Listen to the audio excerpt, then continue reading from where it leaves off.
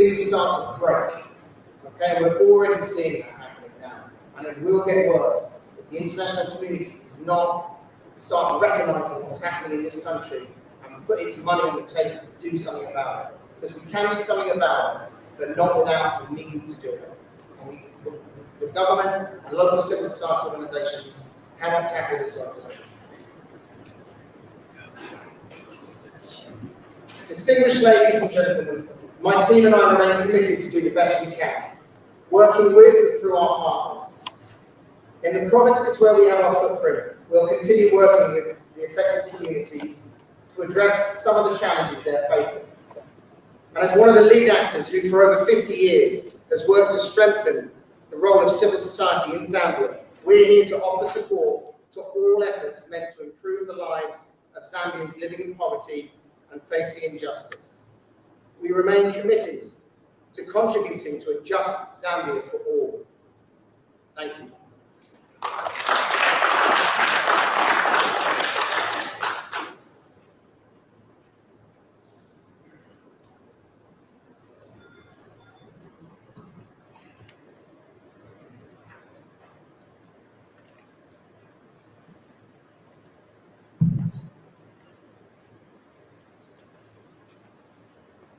Thank you very much for the keynote speech.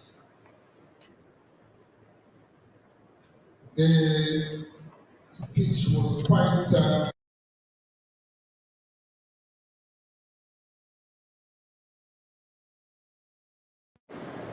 you could actually read between lines that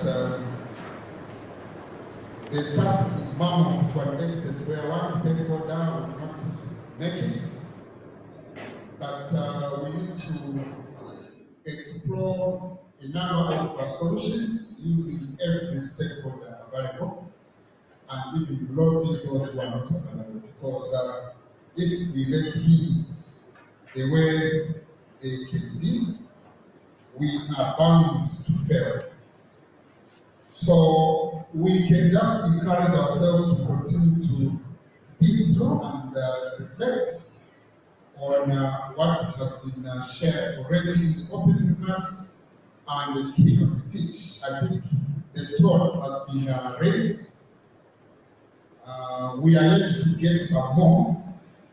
So at this point in time, we can get our colleagues to come and share.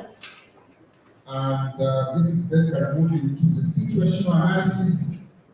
Again, trying to get more details on this issue of poverty, so that by the time we start to share views on how we need to sort the problem out, we'll have actually described or quantified and qualified the problem itself.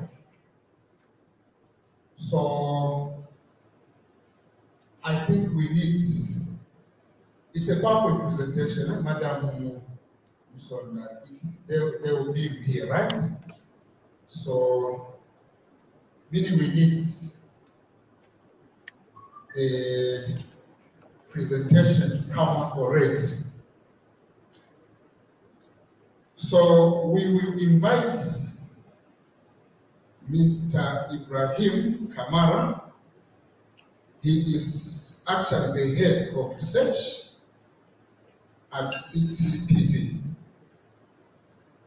By show of hands, okay, yeah, there he is. We can clap for him as he comes through.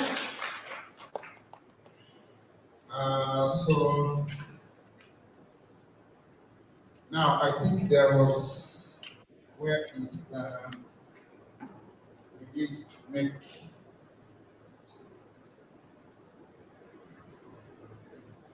I hope it will agree.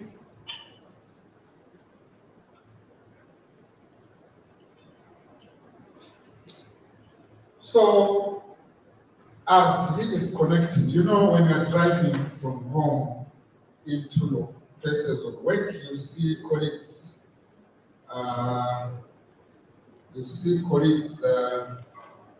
selling newspapers. I saw one today, country ready for change. You know, country ready for change. You see another screaming headline, "We are dead without me." Others, children most affected by poverty. So these are headlines, newspaper headlines you see.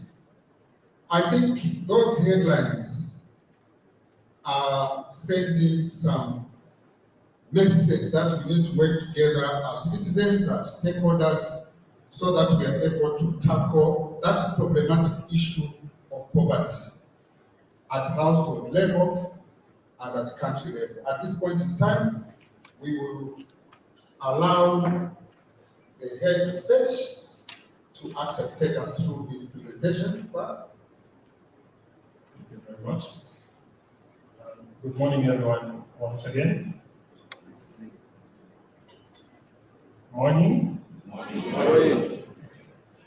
All right, thank you. So my presentation this morning is going to be quite brief. The goal here is to set the tone for us to understand the cost of living in the context of the macroeconomic environment here in Zambia.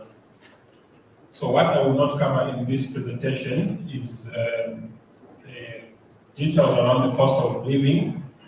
For instance, what the statistics say about the cost of living. I think that's a presentation that is going to be covered after I'm done with my presentation.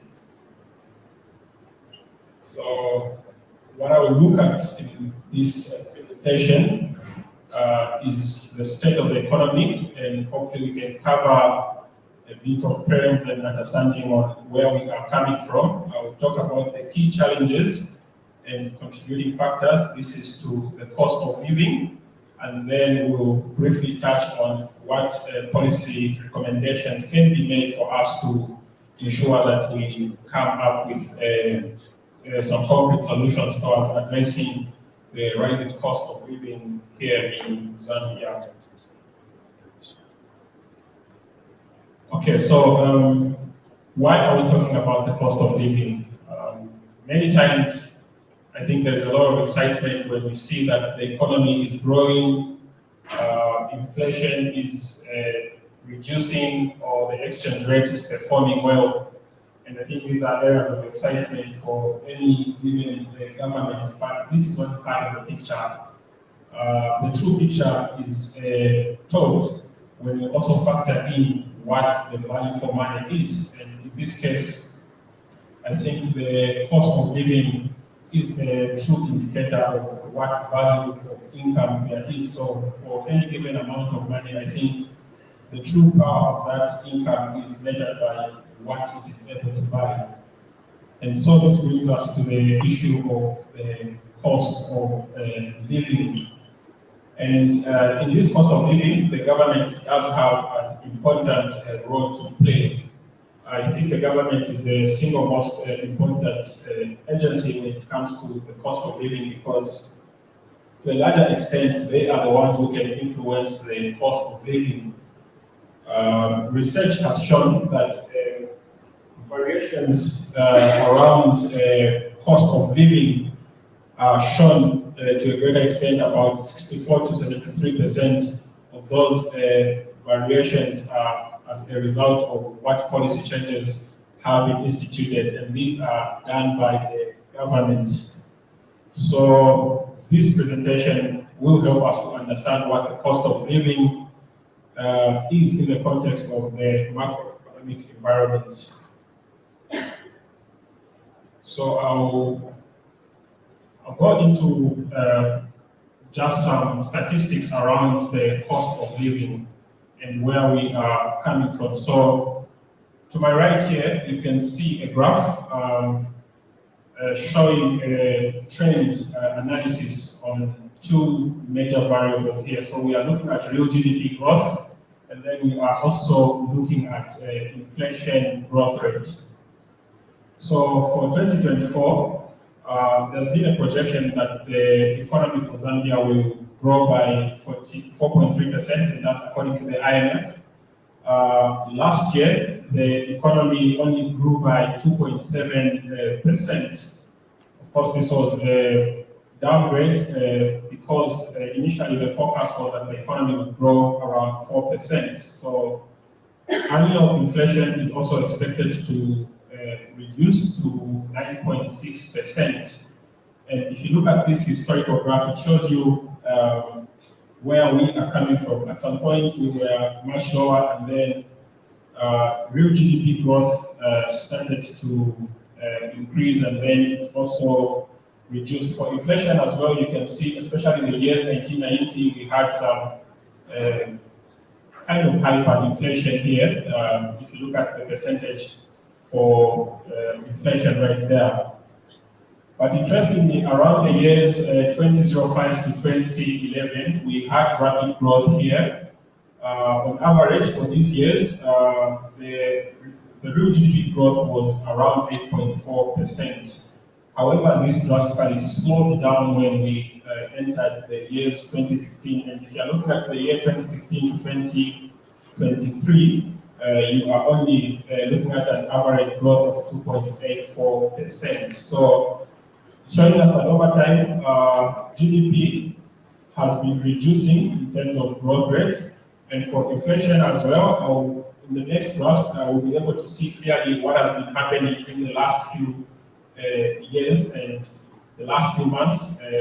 Specifically, we'll be able to see that inflation has been rising. So for inflation and the exchange rate, because these are key variables if you are analyzing what the state of the economy is. So the graph to the left shows us annual inflation, and this is a graph from the Statistics Agency.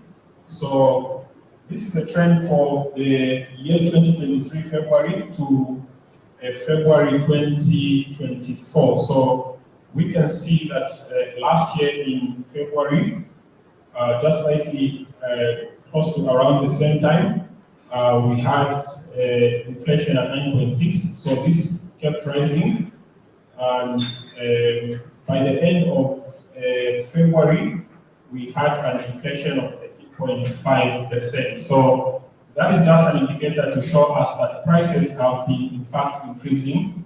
And as time goes by, this has not been friendly for us. So also for the exchange rate here, onto the right, so this is a graph which is showing the exchange rate for a period of, so these are actually the daily exchange rates. So from January 2024 to March 2024, so for every given day, so this is data which is collected and analyzed from Bank of Zambia. So we can see what was happening to the exchange rate. It's remained high for the most part of January and in February.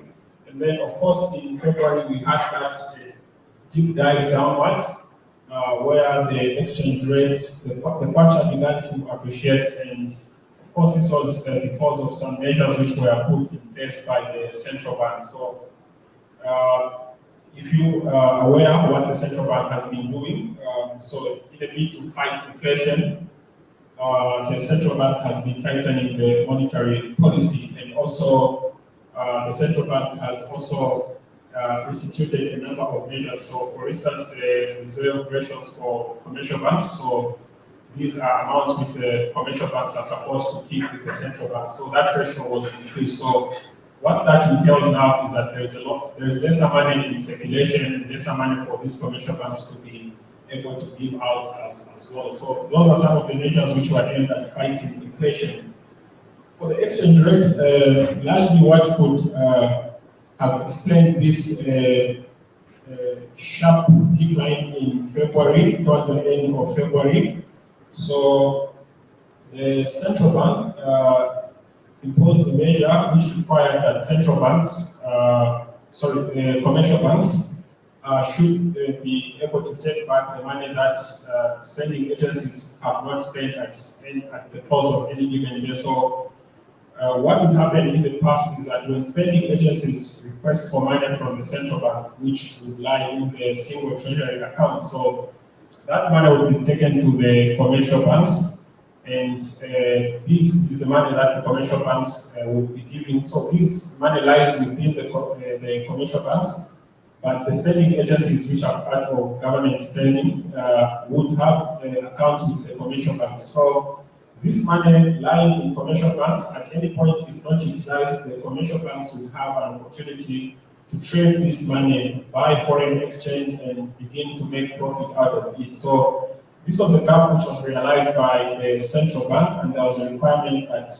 at any close of business day, the commercial banks should be able to retain that money. So when that policy was announced, there was some sort of panic from the commercial banks because they needed to then exchange the dollar which they were holding to kwacha for them to return it back to the central bank. So that is exactly what was happening here, partly explaining why that spike went downward. But beyond that, also what was happening is that the central bank was also intervening in the markets, and not the traditional way of intervention as we know it through open market operations, but the central bank is the custodian of money which comes from foreign exports, from the mining sector. And so when this money comes, it comes in US dollars. So the central bank, at this point, also went into the market and traded some of that foreign exchange which they hold. In the past, what was happening is that when the money is with the mining companies and they want to exchange it, for instance, for kwacha, so they would put it on the market and call for bids, and so different actors would begin to bid for that foreign exchange, and in so doing, they begin to push the price upwards. But for the central bank, I think there's less incentive for them to be making a profit. Theirs is price stability, and so they had that cap where they could call for people to buy this foreign exchange, but at much lower amounts than what would ideally be bought for from the holders if they were the export companies. And so this is something that partly explains this spike, but as we can see from February, again, the exchange rate began to increase. And this also tells us a story of what our economy needs. So any measures that are helped to curb the demand will always be temporal. And this has been exhibited, I think, for most of our understanding with regards to the exchange rate. So what is required for us as a country, and I'll later talk about what the solutions look like for us to maintain a strong and sustainable exchange rate. I think we have to look at the structural reforms. So measures that attempt to curb the demand are always temporal. In the long run, I think what we need to do is to ensure that we have a boost in the supply. We need to export more, and in so doing, we can be able to acquire a bit more of the foreign exchange than we currently are got into. Okay, so a deep dive into inflation, some data from the Bank of Zambia. So we can see here, so this is annual inflation to my left, and then monthly inflation to my right, and this is data for February 2024. So quite some recent data here. So we can see what has been happening over the months from 2022. So you could see until,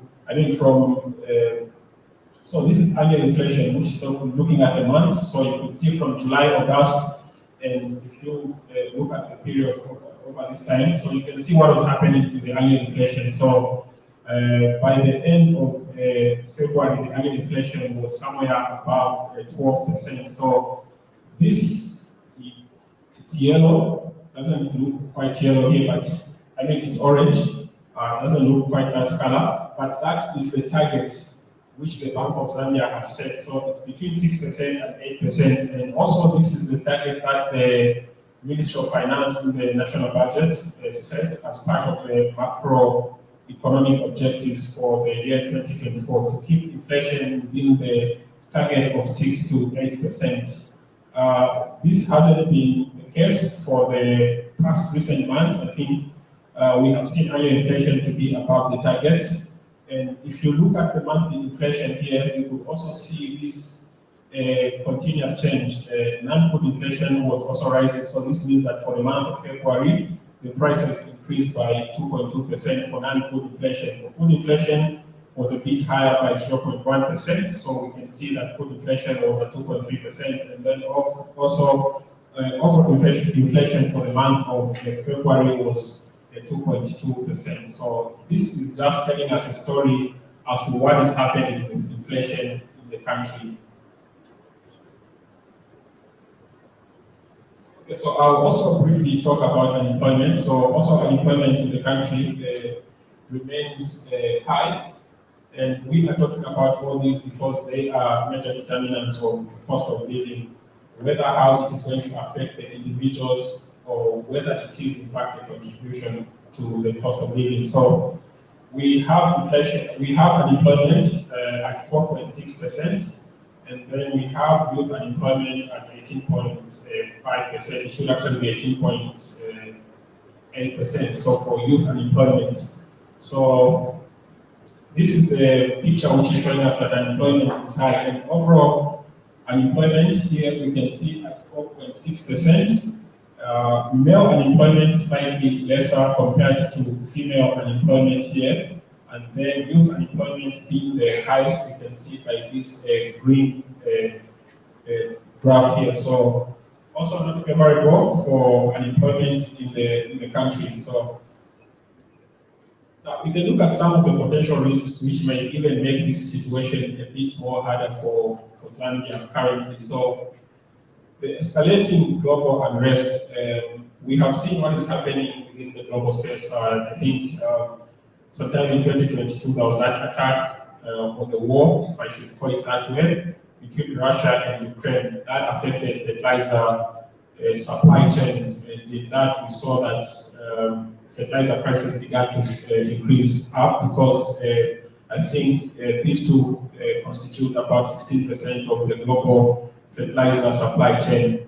Petroleum has also been rising, and largely we also saw that because Russia is a major supplier of petroleum and all those sanctions which were put on Russia, so it also disrupted the supply chain for fuel. And also another factor that might make it a bit harder for us here is what we have observed here as the current situation with drought. So I think we can all see that the rainfall this season were not favorable.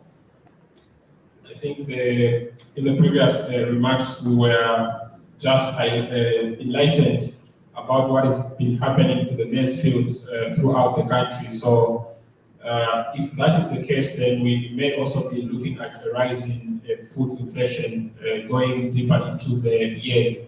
Also happening currently is that China's economy is slowing down, and then also there is a bit of high inflation happening there. So if it continues that way, slowdown in China's economy will mean that the demand for most of the global commodities may go down.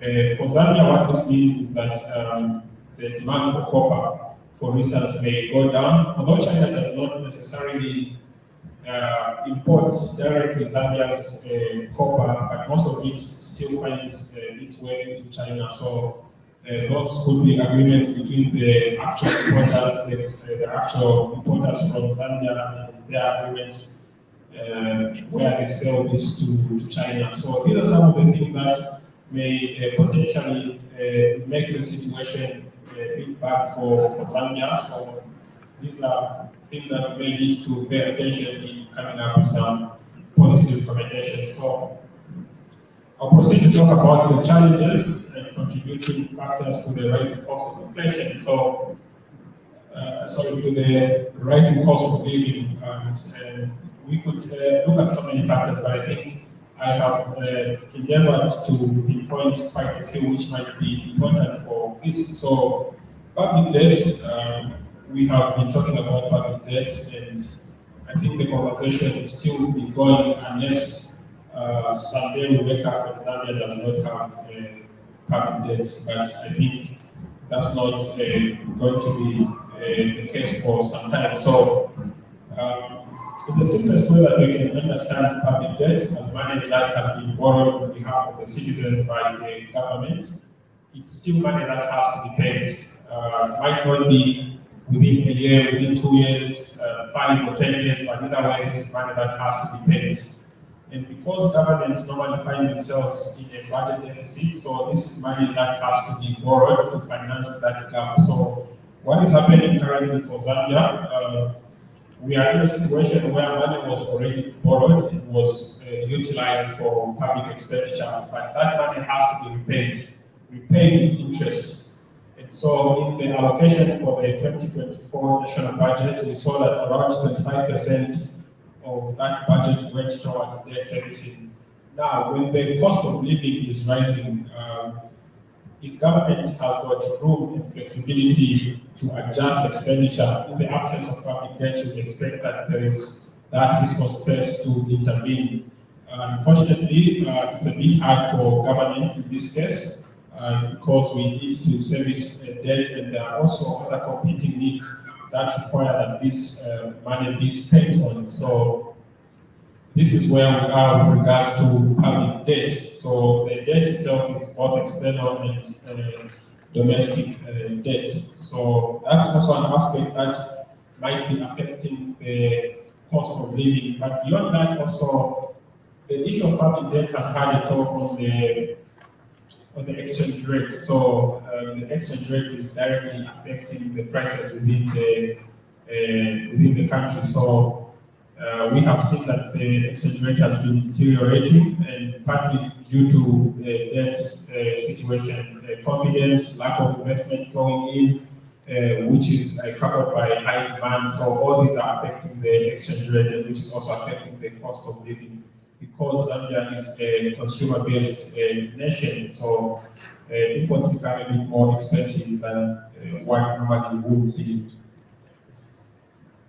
So, okay, so unemployment again, something that is closely related to the cost of living. And, so if you recall, when I was introducing this topic, I spoke about how growth rate reduced in 2023. So that reduction in growth rate also has implications for job creation. When the government in the country wants to create employment opportunities, the first thing that has to happen is to ensure that the economy is growing. In so doing, when the economy is growing, investment opportunities will arise, employment opportunities will be created, and there's a lot of activity going on within the economy. But when the economy begins to reduce the growth rate or even shrink, then there's less opportunity for employment creation. And this is a graph which is attempting to just show where we are with regards to unemployment in the country, which I had shown in the previous slides. We still have a bit high of unemployment in the country. So again, as another driver of cost of living, so inflation and also the depreciating kwacha. So non-food and food inflation, we can see what is happening here, and if we have to account for the value for money, it's directly related to what the value for inflation is. So by February 24, we are looking at an inflation, a monthly inflation. So an annual inflation of around 14.1%. The previous slide showed that the monthly inflation was around 2.2%, which was just simply telling us that moving from January to February, the prices had increased by 2%. Okay, so the other thing that we can talk about is the effect that low copper prices have on our economy. As we know that Zambia depends a lot largely on the export earnings that come from the mining sector, and copper is the largest commodity that we export as a country. So when these prices begin to fluctuate at an international level, Zambia is adversely affected because the amount of foreign exchange that Zambia receives is quite low. So this graph is attempting to just illustrate what has happened between 2022 and 2023 over a period of 9 months. So this was the first 9 months of the year. So in 2022, the one in table, you could see that the copper prices were fetching much higher at just slightly above 9,000 US dollar per ton. And then in 2023, it reduced to just about 8,500 per ton. So this in itself is a problem, but there's a much bigger problem which shows what we need to do as a country. The reliance on copper and the extractive sector is a bit problematic, and we have known this over the years. Unfortunately, we have not been able to diversify this economy. Diversification here would require that we begin to move away depending from copper, and also a bit less reliant on the extractive sector, the mining sector, and also just start to look elsewhere for the growth of the economy. So the other thing is high fuel prices. Of course, this in itself is also an indicator that the cost of living is rising, but this could also be a trigger to rising cost of inflation, because rising cost of living, because fuel prices largely fit into a lot of things: transportation, production processes within the country. So when the cost of living is rising, we can also just want to look at what is happening to the fuel prices in the country. And as of February, I think we saw gas prices have even risen beyond 30 kwacha per liter for petrol. And then I think that was about 28 per liter for diesel. So these are still high, and we also understand what is also triggering this. In the past, we had some fuel subsidies which were applied, but because we are under an IMF package deal, which is the extended credit facility, as part of the requirements, we're supposed to move away from subsidies. And this goes back to the fiscal space, which I was talking about. In the absence of revenue generation for a government, I think these are some of the sacrifices that have to be made. And so we are seeing a situation where we have less revenues to spend, and a lot of needs which need to be addressed, and part of these strongly related to the cost of living. Okay, so I'm almost wrapping up. The other thing is, I think the challenges that we face in the agricultural sector, as we saw, food inflation is also something that has become problematic because it's been rising over the recent past. So the problems that we largely face in the agricultural sector, and some of these are historical in nature: low productivity and inefficient utilization of arable land. Productivity in the agricultural sector has been known to be low, especially for the smallholder farmers. And then when it comes to utilization of land, I think Zambia has a huge land which still largely remains unutilized. I think it's about 42 million hectares, and I think only about 1.5 of that is what is being utilized. The other challenge in the agricultural sector is the issue of commercialization and investment within the sector. So most of the investment that has been coming in Zambia in the recent years has not been going towards the agricultural sector. I think we have also seen emphasis currently as part of government policy, where advocating for investment within the extractive sector, mining sector. I think, I think we have paid less attention to investment within the agricultural sector. So there's need to commercialize investment in the sector so as to ensure that big players are able to produce, and what we are normally seeing, especially when it comes to the production of maize for food security. So this burden, I want to call it a burden because it's been placed on smallholder farmers who have to produce for consumption and then also have to sell what is remaining for food securities. And this is something that the Food Reserve Agency is buying largely from them. So commercial farming has also not been attractive when it comes to maize.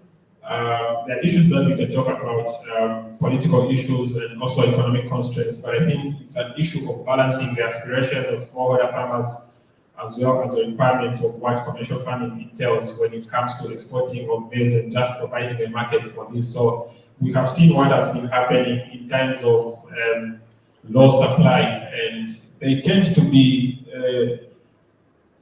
some sort of cloud which is formed, especially when it comes to understanding how much reserves what the FRA is holding on to. Perhaps it might be easy for FRA, but also there are other players within the space that are holding on to maize, and there are all those issues around how much are in stock and why isn't there maize on the market. So these are some of the issues I think which are also affecting just the agricultural sector. And as a country, we need to diversify again from maize. And that also takes us to the issue of misalignment and coordination issues that are faced within the agricultural sector. And I think also the balance between smallholder farmers, what their interests are and what needs to be done for them to ensure that they are also able to make a living and sell their produce, but also what has to be done to ensure that commercial farming is attractive in this country. I think for the most part, government policy has not directed itself towards commercial farming, and what we have seen is that some agency has been placed on smallholder farmers. You could understand, I think this plays a huge part in employment creation. I think a lot of employment in this country is under the agricultural sector. So there are all those issues which I believe we need to sort out within the agricultural sector if this sector is supposed to thrive and contribute to the well-being of this country and the people. So some policy recommendations which might be important in addressing these challenges. Enhancing fiscal policy. Of course, this is largely what the Ministry of Finance is doing, but effective fiscal policy entails that government is able to spend, is flexible, is adjusting to the needs of the environment. And currently, as we have seen what is happening, the cost of living is rising, is being driven up, and we would expect that for any good public expenditure with good principles of expenditure, I think it has to be adjustable and flexible. So I think that's something that has to be done. But more to that, I think we also need to ensure that we collect more revenues. Public debt is something that has affected the country, and if we can ensure that we collect more revenues, I think it will be very important for this country. So going forward, I think fiscal policy in terms of ensuring that there's more revenues which are collected, and then also more expenditure towards critical sectors like social protection. Social cash transfers, I think, will be very key for this environment, especially that we understand that it might have to be actually targeted. We knew what was going to happen when the extended credit facility came into play, because those adjustments were going to affect the most vulnerable in society. And what we were recommending is that the policy measures have to also be targeted towards those who are most vulnerable. So I think that was something that is critical. Monetary policy as well. Inflation is a huge determinant of the cost of living. And so effective monetary policy, of course, the central bank has been active. We have seen over the recent months, the MPR has always been adjusted upwards, but also we have also seen how inflation has just been stubborn to go downwards. So I think there's a lot that is happening here. And with unemployment still remaining high, perhaps we could be looking at an issue of stagnation. So those are some of the things that we need to do. But also, I think to make monetary policy effective, we also need to understand what would be good for us as a country to manage the exchange rate. And I think in this case, we are always told that, well, this is something which was placed in as part of the package for the IMF extended credit facility, that the country has at any point needs to maintain a 3 months import cover. So in the previous years, I think the central bank would intervene whenever the exchange rate is poor. What we have seen in this case, I think, because we need to also ensure that we are not digging into the 3 months import cover. So there are all those things which are happening when the exchange rate is beginning to go bad. I think there's a sort of holding back from the central bank. So I think it would be good to also now begin to bring in a new anchor. And in this case, I think gold reserves will be very critical for this. there's no anchor for foreign exchange currently, it's just the actual money itself. But if we can benchmark that against some reserves for gold, it means that at any point that foreign exchange can be used by the foreign bank, knowing that we do have gold reserves. So that is something that may need to be considered going forward. Structural reforms are indicated that structural reforms are quite critical. Most of the measures that we are undertaking as policy interventions in this country, I think these are short-term. Their effects are also short-lived, as we have seen with the exchange rate. But what we need to do is to embark on structural reforms. These take time, but I think these are the seeds of economic growth.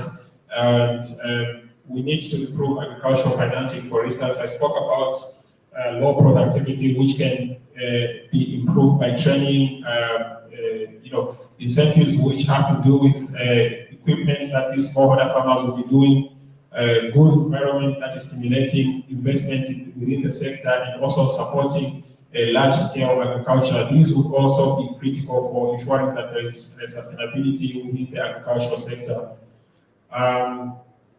Of course, we also need to diversify and ensure that we export more non-traditional export, in this case, not copper. We need to ensure that we are also producing within this country.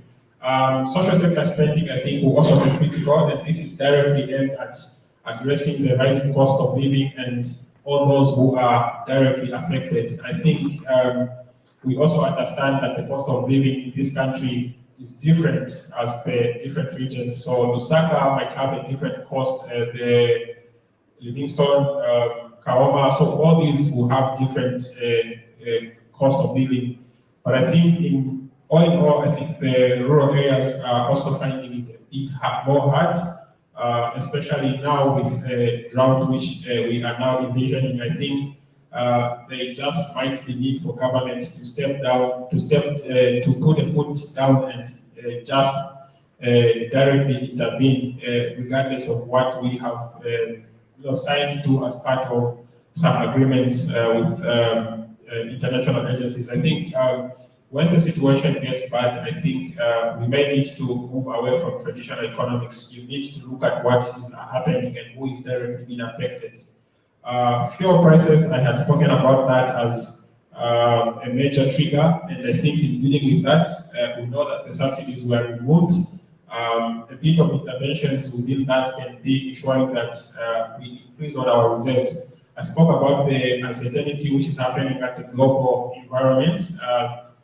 If the political unrest and security at the global stage continues to go bad, I think we are also seeing the Middle East there having some challenges and some war happening there. So a complete blockade there would mean that Zambia is facing a different and dynamic situation with fuel. So perhaps increasing fuel reserves, and this can be done by boosting the fuel storage facilities. We understand now that the government is no longer actively participating within this supply chain. So I think these would be incentives which would lie primarily with the private sector. So it would be good for government to also just ensure that we revisit some incentives which would be applied for the private sector to ensure that they have more space for storing fuel. So that's all, I think, from my end. And these are the policy recommendations, which hopefully, I think, as we are going on with within this meeting, a lot of information I know will be able to come out, and some of these are the policy reforms that we can dwell into and just understand how exactly we can go about them. So thank you very much.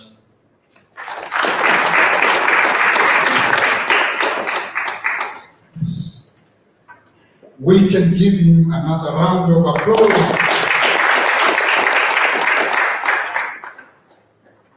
Yeah, so that was a presentation from our colleagues from the Center for Trade Policy and Development. Mr. Kamara, thank you so much for the details. The House has been quite looking at the graphs, looking at the numbers, and numbers don't lie, we believe. Executive Director, in your remarks, you say that it is no longer an issue of numbers. Yeah, so we are going to have another encounter when our colleagues from different stakeholders, community insights, experiences, and observations will also share their parts. I think this was a very rich presentation in that it has actually presented bare the reality about our current society. So we can continue to reflect. These are numbers, ladies and gentlemen, where when you see them, you kind of drink cold water, you know, to try to absorb and try to think through how are we going to get out of these performance indicators, these crucial macroeconomic indicators. You could see the graphs going exponentially high. So you're asking a question, what should we do to bring the graphs down, or at least to stabilize? So this is a question which we are looking for. You can see unemployment rates at national level is going up. And when you actually disaggregate it, you find youth unemployment is even higher and it's not coming down. When you see women unemployment is also increasing, you see prices of fuel is also going up. So you are asking the question, what should we do to really normalize or improve the situation? I want to believe that this is the real problem that we have in the house and outside the house. And we need to think through these issues. So at this point in time, I would request that we go for a health break,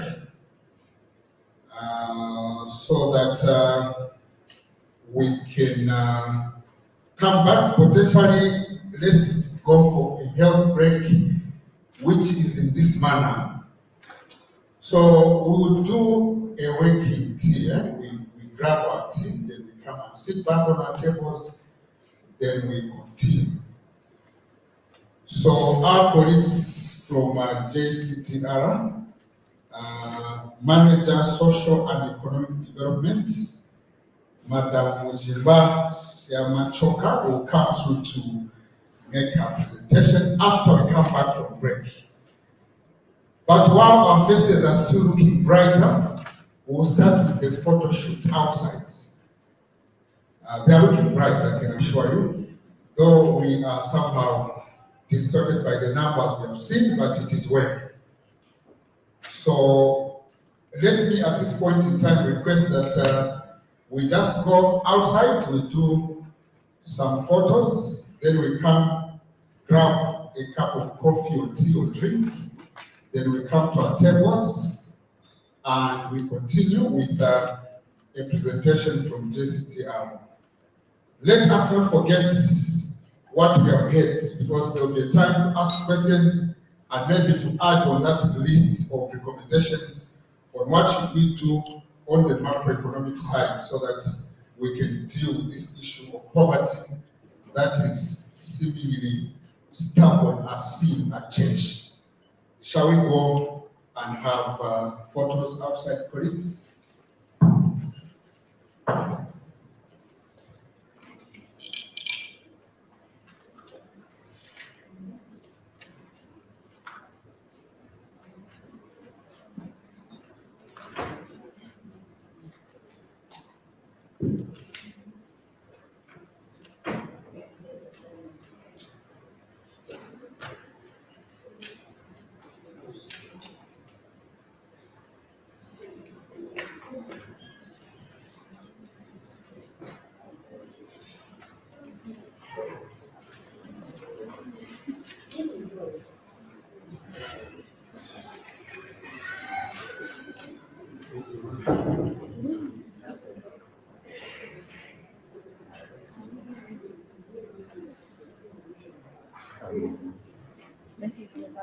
Yeah, Matthew's outside. Okay, we can just move to the photo shoot so that we can come back quickly. Our wish is everyone to be in the photo, including the photo taker. I don't know really.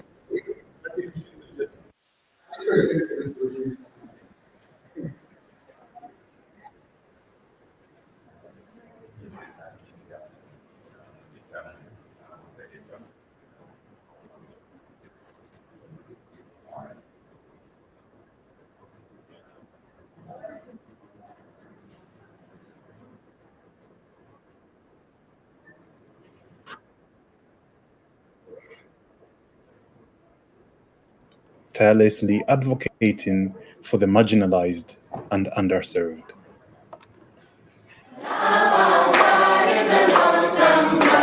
Guided by Christian principles and values, JCTR's mission is clear: to promote justice and equality for all, particularly the poor and marginalized. But how does this vision translate into action? Let's delve into the core thematic areas where JCTR focuses its efforts.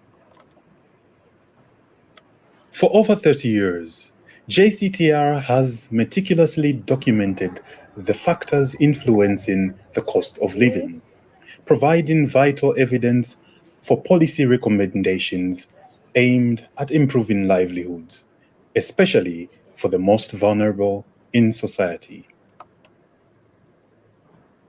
JCTR actively participates in constitutional reviews, advocating for expanded rights and legal reforms to promote accountability, transparency, and inclusivity within Zambia's governance structures. Upholding the dignity and equality of every individual, JCTR champions the realization of both civil and economic rights, advocating for transformative policies to ensure access to essential services and justice for all.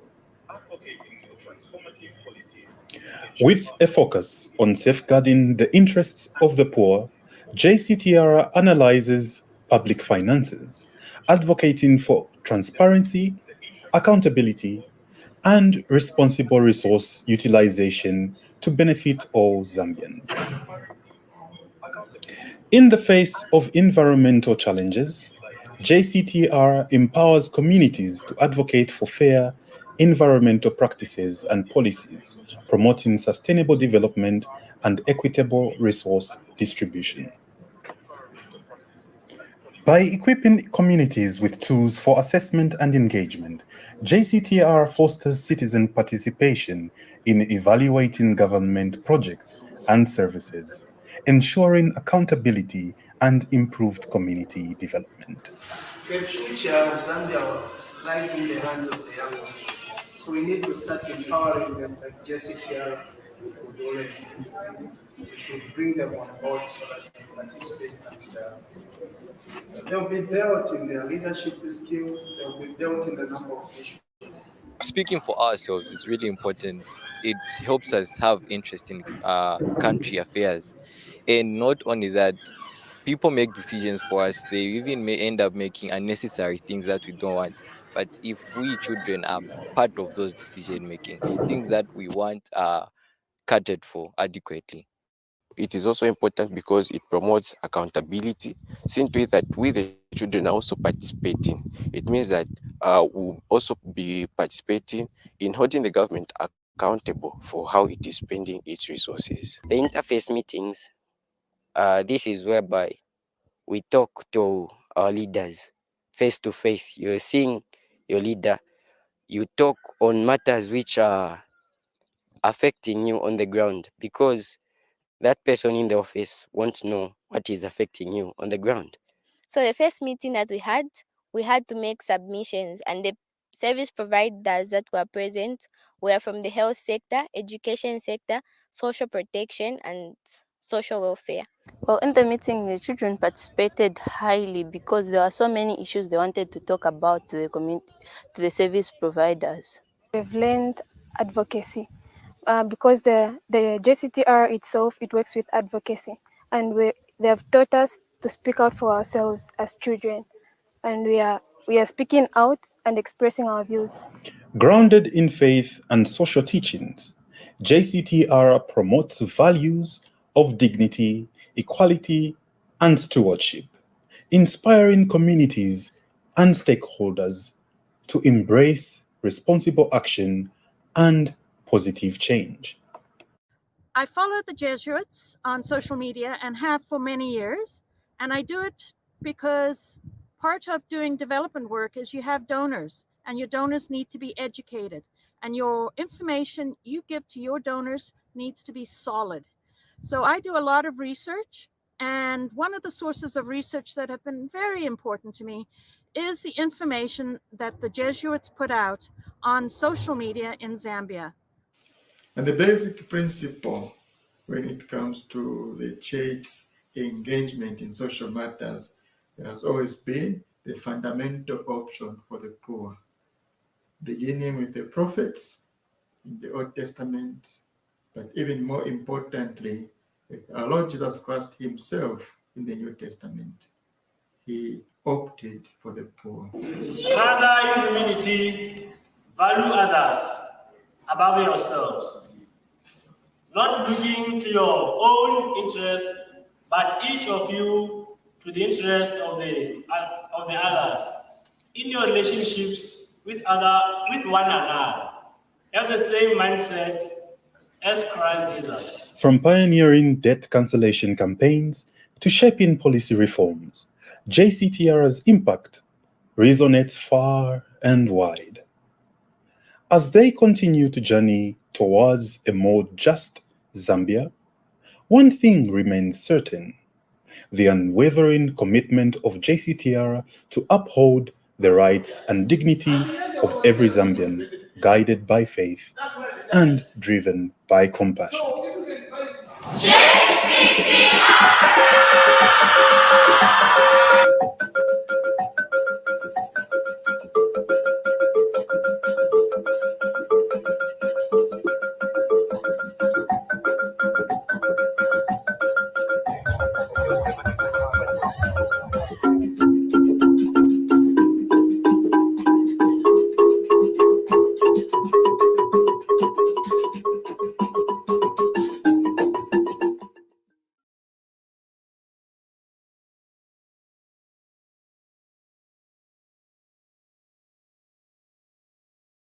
I think he has put out quite a number of reasons why the cost of living is not improving. Among others, global unrest, droughts, slowed Chinese economy, public debts, increasing unemployment,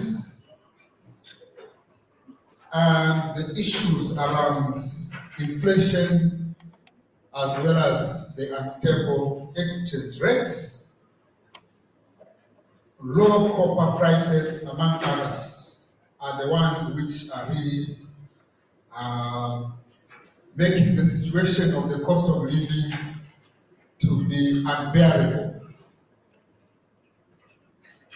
So there are also some key recommendations that came through, including enhanced fiscal policy, monetary policy interventions required, structural reforms, increased social sector spending. You know, I liked this one. Increased social sector spending. I hope you also like it. And also investments in energy. He also recommended that there's need to have an increase in fuel reserves, among many other recommendations he made. So we'll go now straight into the next presentation, And this is coming from the Jesuit Center for Theological Reflection. And Madam Muchimba will actually take us through this presentation on the stakeholder meeting to navigate possible strategies to the cost of living in the country and specifically trends related to the cost of living and poverty rates. Madam, you can take us through. Thank you. Thank you, moderator, and good morning, everyone. I don't know if the shift I've been given is better than the graveyard right after lunch. Oh wow, people are still grabbing something. But nonetheless, I'll just get right into it. I hope the colleagues that are still grabbing some tea can do so quickly. So my role this morning will be very simple, especially that a lot around the context has already been shared. I think the remarks, both the opening and the keynote speech, did speak to a lot of issues, and Mr. Kamara has also done a good job in as far as giving us the macroeconomic overview. So in terms of the outline, I'll just speak to some contextual issues. We'll present the cost of living in terms of what the drivers and the trends have been. We'll also give a snapshot on the household situation. I think one thing that I always get anytime I'm interacting with the media engagement is, JCT, are you aligned? Yeah, I don't spend 9,000 kwacha on food. Huh? So part of what we have done, given that we found our work based upon evidence, beyond the cost of living on one hand in terms of what the numbers are with goods and services, we also interact with households to understand how they are coping. So I will share some snapshots around the household situation in high density areas in Lusaka. We'll speak to the concept of indexation, but also policy implications for consideration. But most of what we want to do in this engagement is to hear from you colleagues coming from different backgrounds. So in terms of context, I'm a very visual person. When we look at the Zambian landscape, and some of these issues have already been touched on by Mr. Kamara, the issue around fuel prices, the exchange rate that has been through a series of depreciation as well as appreciation. I think the issue around drought has been spoken about. The picture of mini meal being our staple food is not something that we can ignore. I think the costs over time have gone up. On the middle, not to be controversial, when we look at this power in the nation, I think it's quite important that when we are looking at climate change and how it has begun to affect us, the aspect around load shedding may also have a direct impact on people's livelihoods. Because the cost of living, if you really think about it, is not the issue, it's not the challenge itself. Cost of living today could be 50,000 kwacha, but for as long as every individual in Zambia is able to meet that cost with ease, that's where the conversation should be driven. So we've heard concerns of different stakeholders in small businesses, salons, welding facilities, and even when you look at the load management schedule that has been shared by ZESCO, it takes into account around the set of perhaps power goes from 18 to 02 because they understand that they need electricity to thrive. But this is a challenge that we are currently faced with, and it's quite important that we take stock of our challenges if we are going to come up with solutions that are targeted. Mr. Kamara looked at the issue around inflation. I don't want to go deep into it, but I think our colleagues at Zamstat, who actually carry out a more robust research than we do. Zamstat is tracking about 470 items. Those are the ones that are affecting the consumer price index, the inflation rate that we hear of. There are items such as the razor blade on that particular CPI. And when I share more about the basket, I think that's where we tend to understand the differences, because there's always misconception. If inflation goes up, the expectation is that the basic needs and nutrition basket should also go up. And when it doesn't, then we become, we are found wanting, but we are used to that kind of pressure. So in terms of some of the drivers behind the inflation rate itself, the cereals, these have mainly been driven by the price of breakfast mini meal, roller mini meal, as well as maize grain. But we've also seen the meats, where we have different items from chicken, goat meat, pork chops, that were also key items of interest.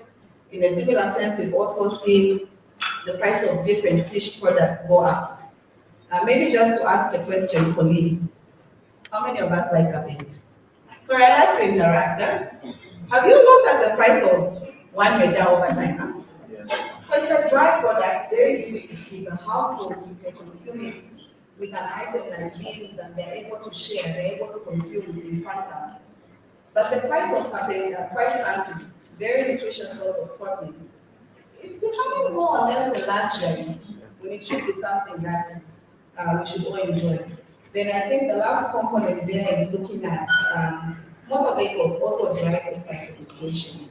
Issues around fuel, diesel, petrol, bus fares, among others. So this macro picture, I will segment it once we go into the basket in terms of how it's affected us. But like Ibrahim rightly noted, the last 4 to 5 months we've seen inflation being driven upwards, and this has mainly been affected by the food component.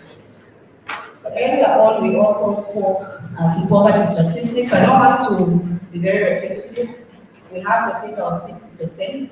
Remember, living conditions survey was conducted in 2022, released in 2023, but conducted in 2022, right? And before that, the previous statistics that we had were from 2015. So between 2022 and now, perhaps the situation has changed. And this speaks to the relevance of us ensuring that we always have data. So 60%, we are looking at 60 out of every 100 persons living in poverty. If you want to bring it down, think of 6 out of 10. I'll assume the table has 10 people. So we are saying the situation in Zambia is that out of those 10, 6 people are possibly living in poverty. That's one. Then we have the 40% that are non-poor. It also becomes important for us to interrogate who the non-poor are. Are they non-poor by virtue of them just being able to meet the needs by 1%? Are they non-poor because we need to also acknowledge that in Zambia we have high levels of inequality. There are so many new cars on the road in Zambia. CAC, CAD, number plates keep moving up. People are buying cars. But in the same context, there's a group of people that are not affluent in society. Another aspect or key highlights from this, from the survey itself, poverty has a female face. We also noted that poverty in urban areas did rise between the periods 2015 to 2022. But we're also saying that poverty continues to be a rural phenomenon. Majority of our poor are actually based in rural areas. We've also seen poverty grow among those who are employed, like I earlier mentioned, in terms of urban people being in poverty. But we also have an aspect around that to do with children. So 70.6% of children in Zambia suffer from deprivation in 2 or more dimensions. So it could be a child that is lacking the right to education, at the same time lacking the right to health.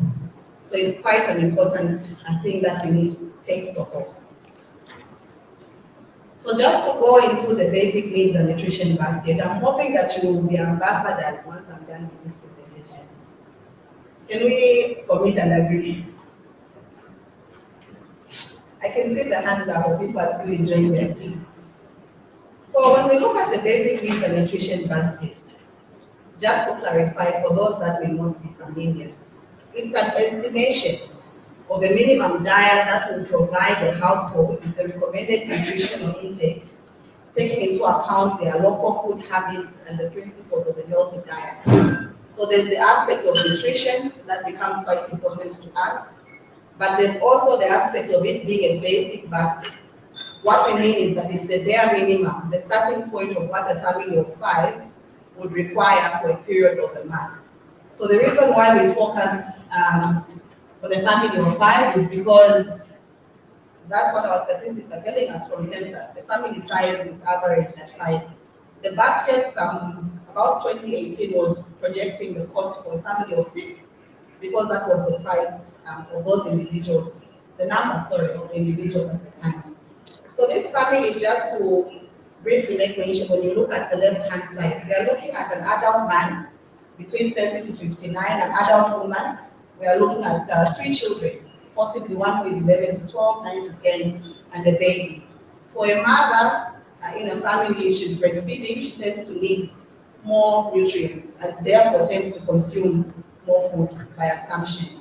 So maybe just to make mention, if you are 3 in a household, it's likely that you're spending less on food compared to people who are 10 in a household. So because I said it's an estimation, let's remember that in mind. We're just looking at the bare minimum. So in terms of what the basket has, it mainly has 2 sections: food items, non-food items, and also additional items, which I will dive into a little bit later. So like I said, I'm not going to speak to all the items that are here, but it's just your most basic items. Mini meal, sweet potatoes. The reason why the sweet is in brackets, we take note that it's a seasonal product. Sometimes it's there, sometimes it's not there. So for us as a center, when sweet potatoes are available, that's the cost that we are going to track.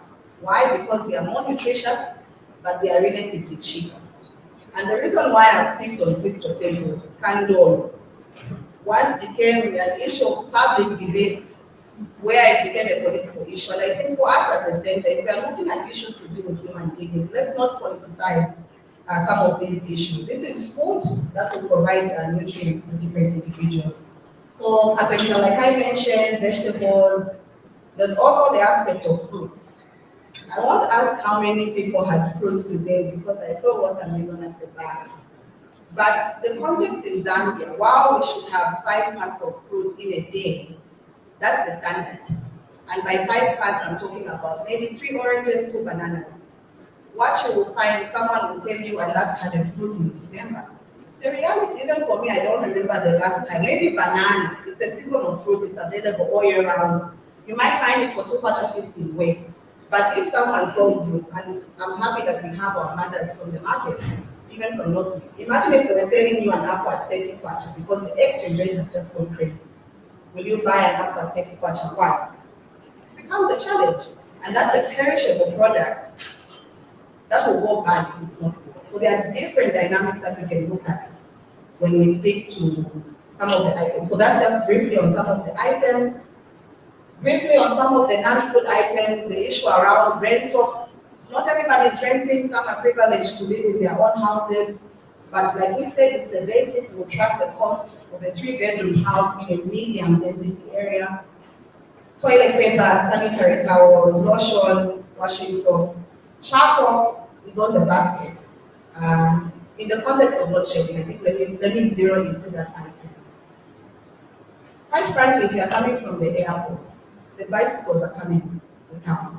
A majority of the producers of charcoal are not the users. We are actually the people who are demanding charcoal in urban areas. So while we speak to climate change, deforestation on one side, it will really take a lot for us to shift from the use of charcoal. It's a livelihood. Mothers have taken children to school off the business of charcoal, but it's also something that is damaging to society. And what we've also seen when it's the cold season around June, people will use it for heating and for cooking. So you find the price tends to spike. When it's raining, the price is also higher because it takes longer to dry. When load shedding is there, it's been a driver for the last 3 months, even from our data. So another section in the basket is additional costs that may be faced by households. And here we are listing items like airtime, data bundles, transportation, and clothing. So we don't add these items to the basket. Remember I said it's the bare minimum, right? It's the starting point. So someone who is driving a car, for example, will say, the month I also need to factor in maybe 1,000 kwacha for fuel. Someone who is getting on to public transport will say I need to factor in 800 kwacha to commute to and from on a daily basis. Someone who is lucky to live near their workplace would walk and they don't incur that cost. So it's really just the bare minimum. Stakeholders have come on board to tell us about the issue of airtime. I think it's something that we are all spending on in houses. It could be children using it for e-learning during COVID. It could be ourselves browsing on Facebook. But this has become a cost, and we've had calls to say, please include the cost of airtime. Of course, this will require that we interact with the telecommunications industry to understand what the average use is. But I think as a center, just to come out right and mention, we review our methodology every 2 years because the context changes. Sometimes we have prices, there may be need to add an item. There have been times where we've removed items from the basket. I'll give you one, which is bread. I know we are consuming bread almost every day in households, but we are also trying to promote the aspect of nutrition. But it may be an item that we will add to the basket because we also need to project what is on the ground. Another item that you may have not noticed, those who have interacted with our basket, is sugar. It's not on the basket, but we are saying there could be alternative sweeteners that people can use that are more healthy, honey for instance, but what is the cost of that as well? So in terms of drivers, I won't spend much time here. Ibrahim did quite a good job. Late pouring for this is what we've seen, the issue around fuel prices. In some instances, import and duty bans on selected items. This has tended to affect the cost in terms of the goods themselves or services that may be applicable. Ibrahim did share with us some statistics around fuel, but this is just looking back maybe to 2019 and the cost was about 15 kwacha per liter. It's almost doubled through this period, and this has continued to sort of impact the cost of the basket. This is just a highlight from Lusaka. In January 2019, the basket was about 5,000 kwacha or so. What we've seen over time is now we've actually surpassed the 10,000 kwacha mark from February. But also just to speak to some of the trends. Remember I said there are two sections, food and non-food. So for both of them actually in the last 4 to 5 years, they've actually continued to increase. So on both sides, food items are going up, but also non-food items continue to go up. And here this is just another comparison. Of course, Lusaka tends to be the most prominent basket, but if you look at Solwezi in February, it was 9,900 kwacha. If you look at Kasama, it was 5,200 kwacha. Kasama is normally the cheapest basket from our data, and the reason being is that to do, or the distinguishing factor is the cost of rent.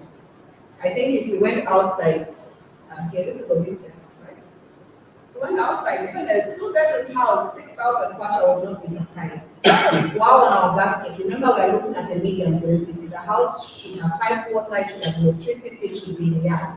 We are not saying it should have ceramic towels, that will not be the parameter for a basic need.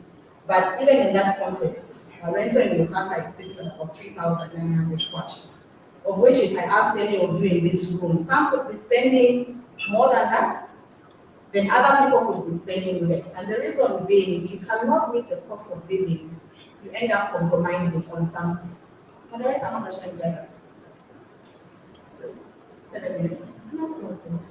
So again, I think these are just some of the drivers. More recently, price of vegetables has been affected by the late rainfall. If you've noticed, the bundle keeps getting smaller. Then you have your vegetables that grow quite well in the rain season. One way may not be in abundance to sort of push on that cost. You've seen it with fruits, in as far as the exchange rate and the issue around charcoal.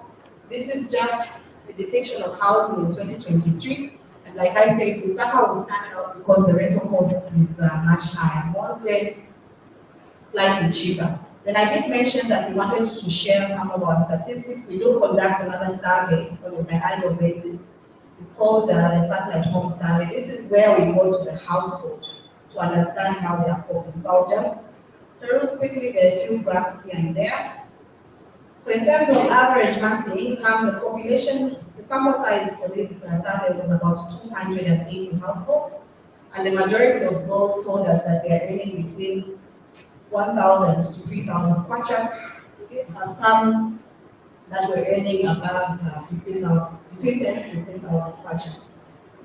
When we asked households what their main source of income was, of course, for a majority it was the wage, the business. We had some that had rental, others that were receiving social welfare assistance, but we also had others that were getting assistance from relatives. Others didn't want to specify. When we asked households from that sample size, are they able to meet their basic expenditure, 70% lamented that it was not enough, with 31% saying that they were able to. When we looked at the aspect of nutrition, a majority indicated that they were having 3 meals a day. Some indicated that they were having 2 meals. We had some that said they were having 4 meals, and some that only had a meal in a day. So for us as a center, from this kind of data, we wanted to interrogate what kind of meals are people having. I think this, while someone may have 4 meals a day, if you're going to have sugar, breakfast, lunch, supper, it does not really complement your nutritional intake. For some, it could be bread maybe at all meals. Then that also tells you a different story. So those are some of the things that we got to assess from this study. Then we also asked in terms of meeting food expenditure. I think the percentages there are quite similar. So that's part of the work that we do, but we also rely on national data. The average national income is about 4,500 kwacha on average. That is how much Zambians have in their pockets on a monthly basis or annual basis per month. But when we compare that to the current cost of living, that's when we begin to interrogate some of the challenges. So I'm almost winding up. One next slide, about 3 or 4. I think what we thought to also bring to this meeting is the concept of indexing. So when we are indexing in the context of salaries, we're saying the salary will be going up typically at the rate of the cost of living or the inflation. These are concepts that even our colleagues at Ministry of Labor do implement. For instance, when they are paying pension, what would be the value of my pension 20 years from now, in case that's the only time that it is ready. So while we are saying this is a balanced and evidence-based approach, unfortunately, it's not a magic bullet.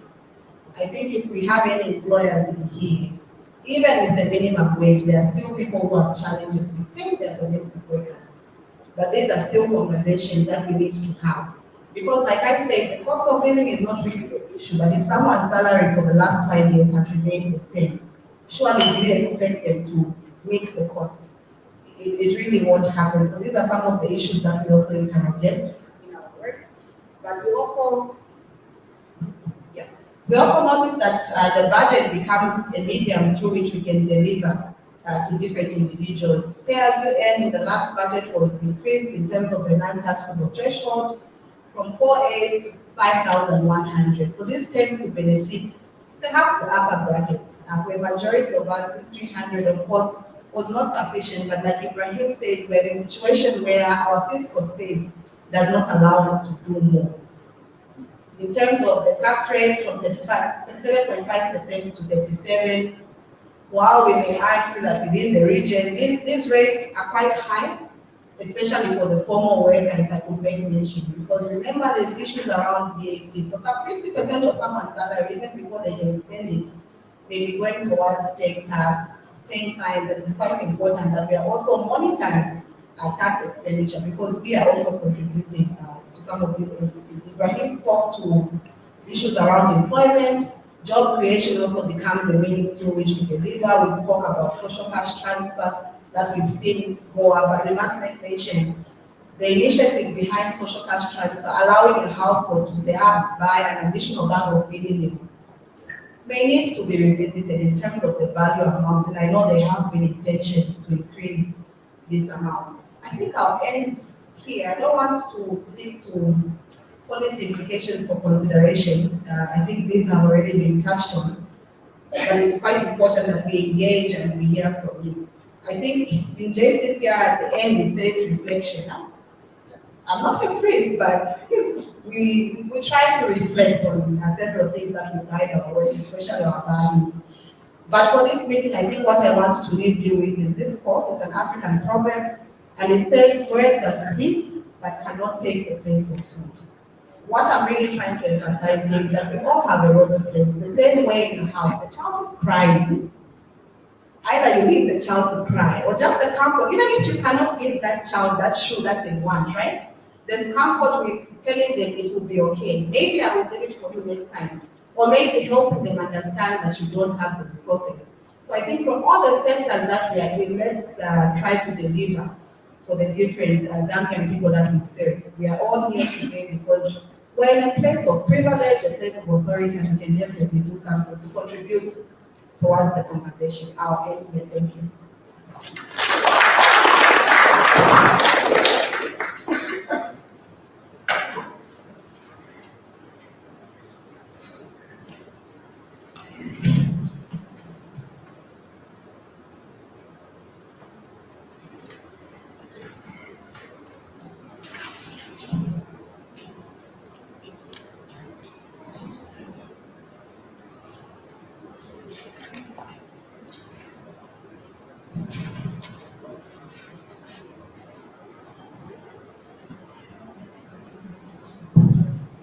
Thank you so much for that presentation. Another thought-provoking presentation where numbers have continued to give us evidence beyond reasonable doubt that the situation needs to be addressed. So, now why is this not coming here?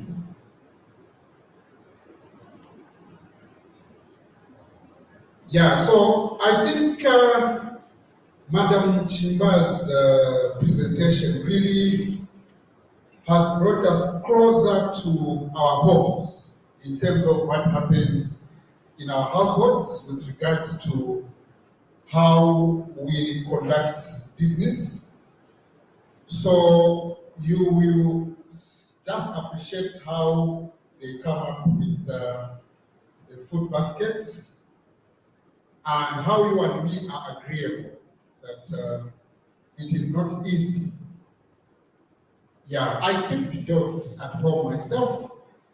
Sometimes it reaches that level where you have to make a decision to feed people or to feed dogs. You know, you have got money to buy one bag of millennium, and you have to really struggle to say, who should I starve a bit more? And you know when you don't feed the dogs, animal rights will come into effect. When you don't feed the people, the commandment by God to say, man, feed your family, also come into effect.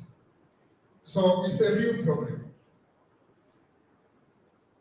So at this point in time, as we really reflect on these presentations that have been given, I want to just pose two questions, which will not answer now, because if you see on our program, we were supposed to go straight into plenary after the two presentations. But before we go into interacting to look at the questions, let us allow ourselves, I think we hear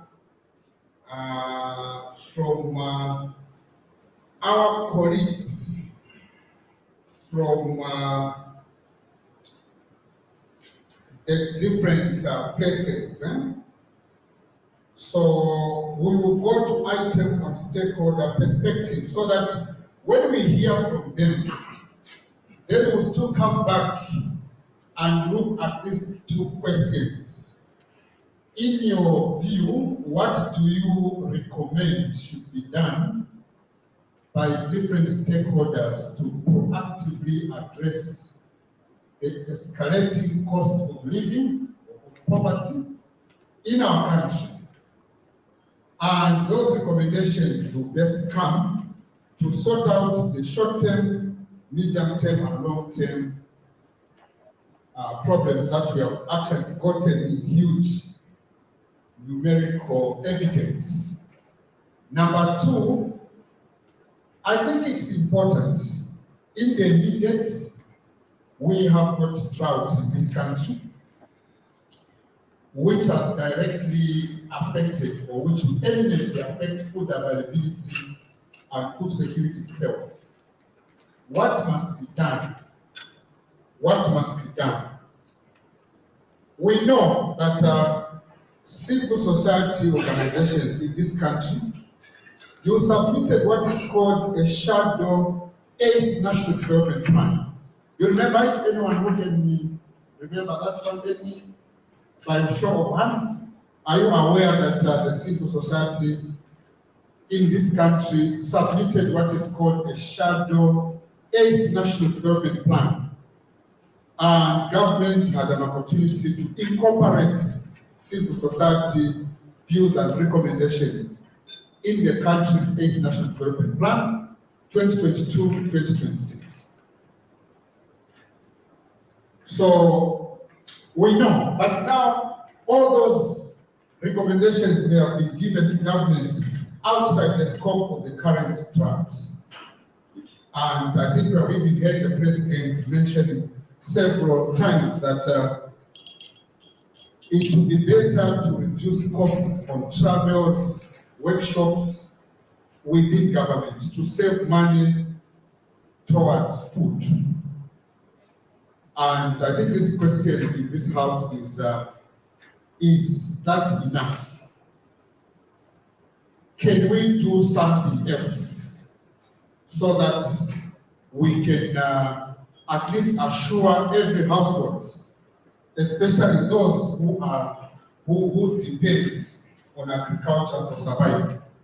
Can we do something else that can actually uplift the hopes and standards of living of our people here in town and in the rural areas?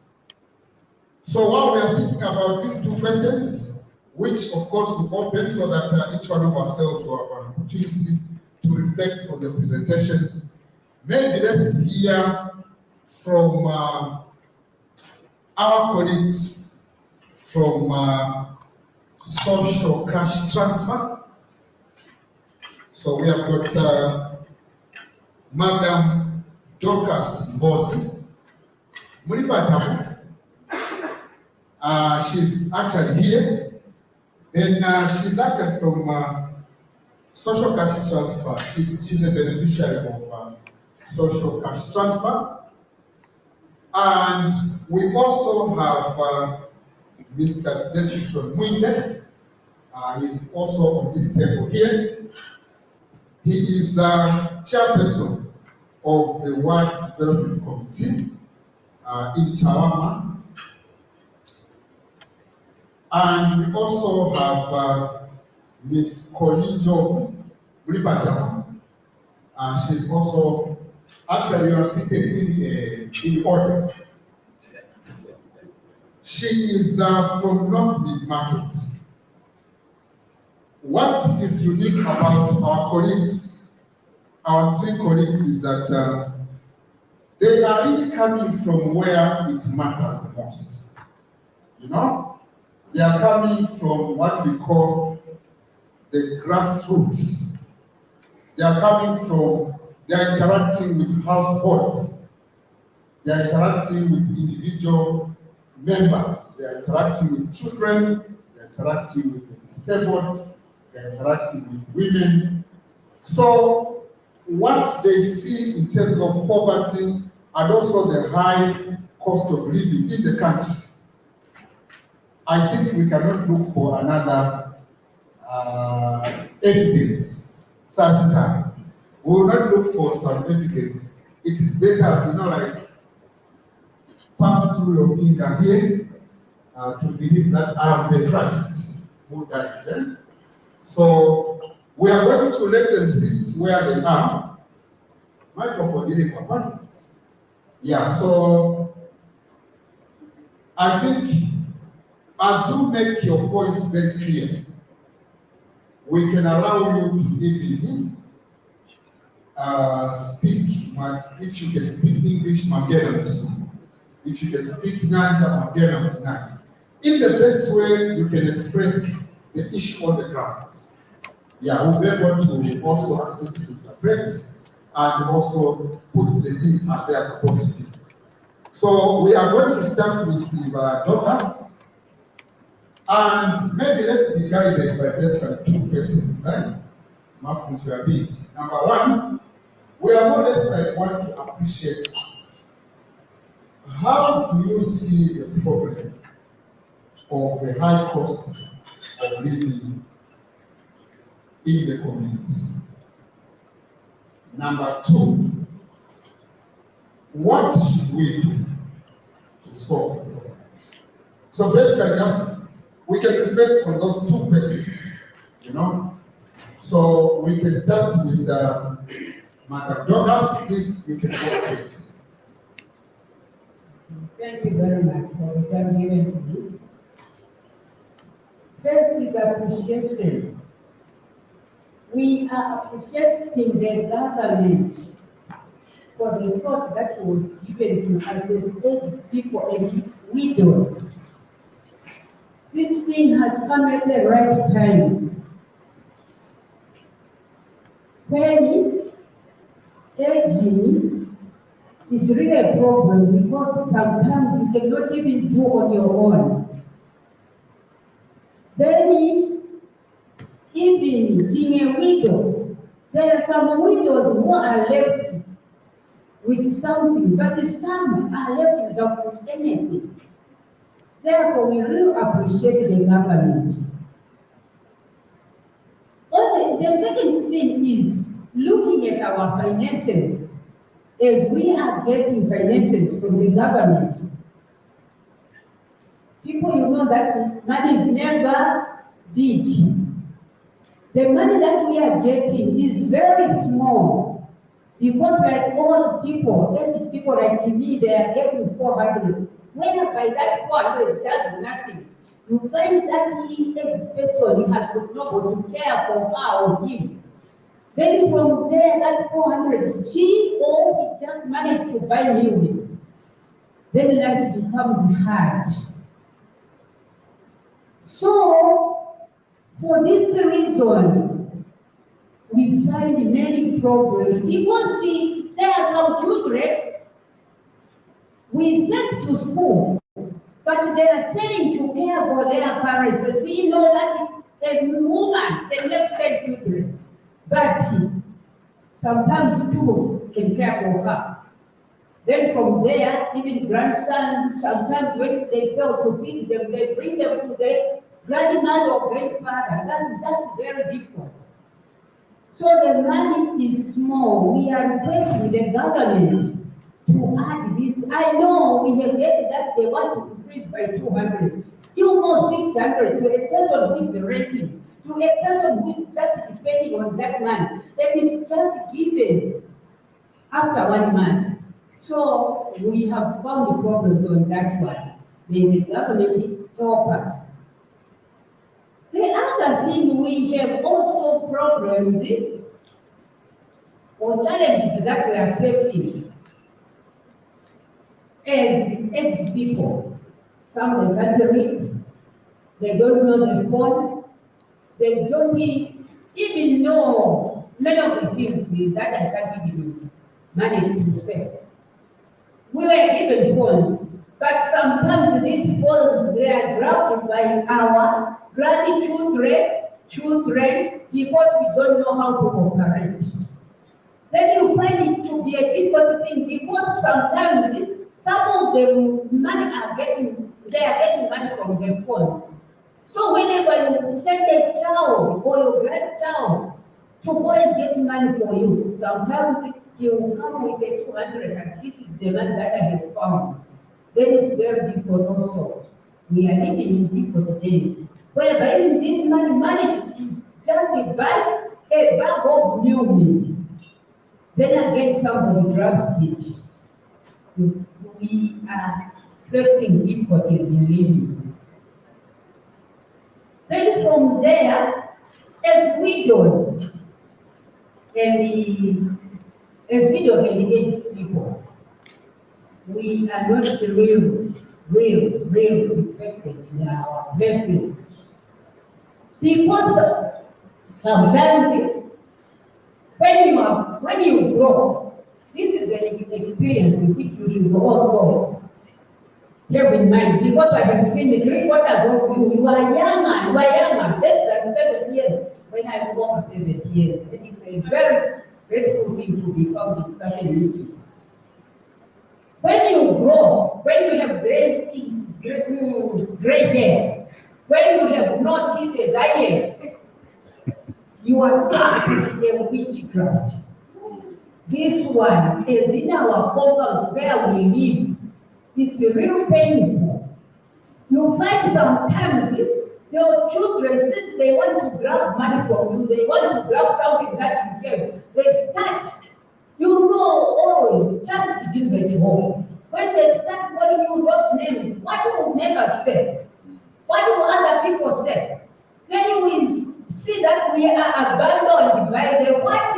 By the relatives. 3/4 of the relatives, they can't remember you. So it will take about solid abomba out to worship. Then from there, you can send a child to go to the market with that money. She comes from that side, she says, no, mommy, I have found the 300. When she or her has bought it at what? At 1 something. So also those are problems. So we thank the government, whatever it's doing, and I have heard anything said by this one research that they are concerned. It's also on children. Then from there, we thank you. Even we thank the church like in this one, Roman Catholic. Roman Catholic is doing its part. I know many churches they are helping. That is too more. We need more help. May God bless us.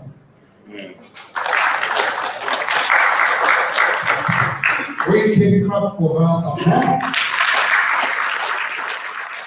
Yeah, thank you so much for that contribution, very clear message. She is a beneficiary of social cash transfer. So she's actually putting a point that the social protection intervention is actually changing lives out there. Even when the monthly allocations may not be as desired compared to the high cost of living that we are discussing now, but it is making a difference. And how she would wish that it is increased so that the purchasing power at household level for the beneficiaries is actually increased. I think that's the point which she's actually making. So we will now try we need to gender limits. So Mr. Winde, who is coming from the World Development Committee as a chairperson, is going to come through. Colleagues, we know that in our national development plans, we have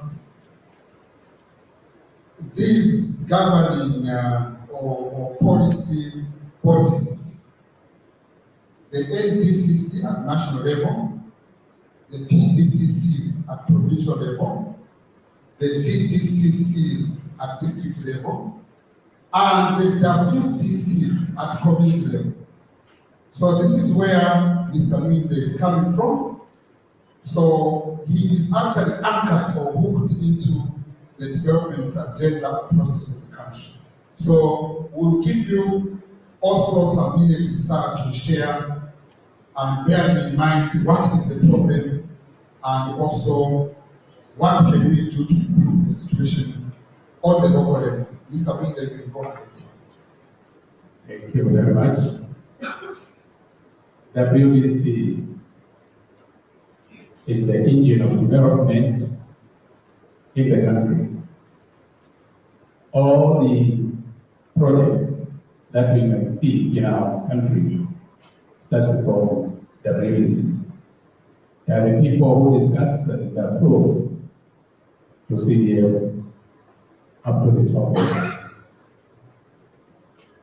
As our colleagues have already said, I mentioned a lot of things on protocol that. My name is Joseph Mide. I am honored to be here representing residents of Jonah as one of the teachers. Today, I'm sharing this experience of the people in the world. The recent economic challenges have been hit as a hand. The rising cost of living from necessities, transport has constantly struggled for many families. Many households are forced to choose which meal to have so that they spare something for the next day. Children go to school and which affects their performance. Sometimes they shift if there is a funeral nearby. They neighbors, they take their children or they tell family to go and help their breakfast, lunch, and supper at the funerals. This is because of the challenges that we have in our communities. Small-scale businesses that are like the bladder for our community are on the verge of fall due to the depreciation of water. Making business transaction difficult. Businesses are dying slow. You can't do business. As we know, nearly every government that comes, it has its own policy, changing things, how to get orders from the government. And you find that those who are doing business, sometimes it's very difficult to do business. Many people who are doing business are not lazy people. As you know, those who are lazy from university and other big institutions, they want to work, not to develop. People who have got companies are people who are grade 7, grade 4. Those are the people who are doing development. But people from university, they want to work with these people.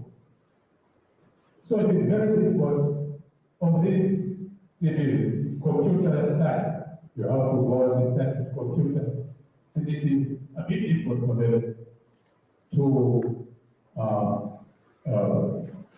to start doing business with the government.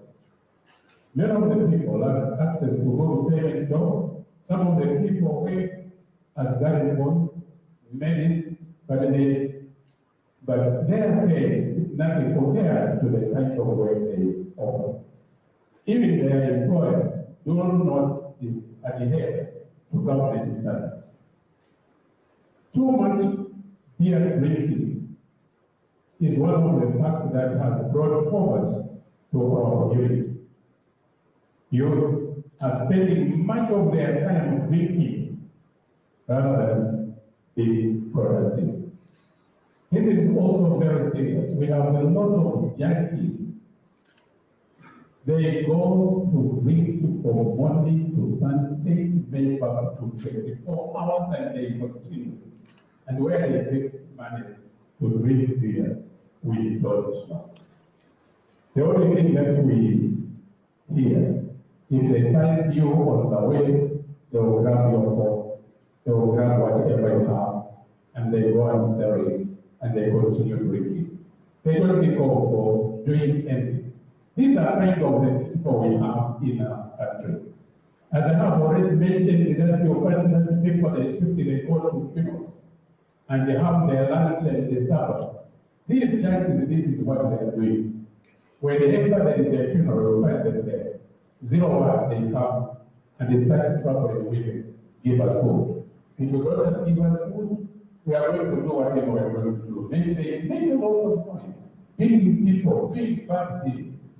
And because of this, we have seen that our children, the children that we have, they are bringing problems to our country. No production, only drinking beer. And you can't even control them because they are doing those things, and their parents, as parents, sometimes we do nothing. We just look at them. Maybe the police, they can come just to talk. You already arrested that child, you will find them all relatives now at the police station. What have we done? It is a lot of things. And they know that they are starting to get. Maybe it's early, those who work with very early, by 15, 16 years, they don't know how to look after their children. They just know how to bear children. This is another problem. People have limited access to social services like sanitation, healthcare, and clean water, causing health problems that follow this hinders production. I can say that the rising in urbanizations places a strain on our limited resources and infrastructures, leading to overcrowding and increasing competition for jobs in our houses. This is another problem that we have.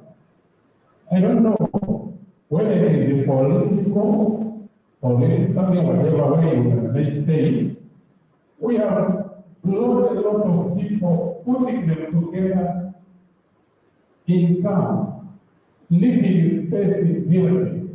And these people in town, they are doing nothing. At the end, they become thieves.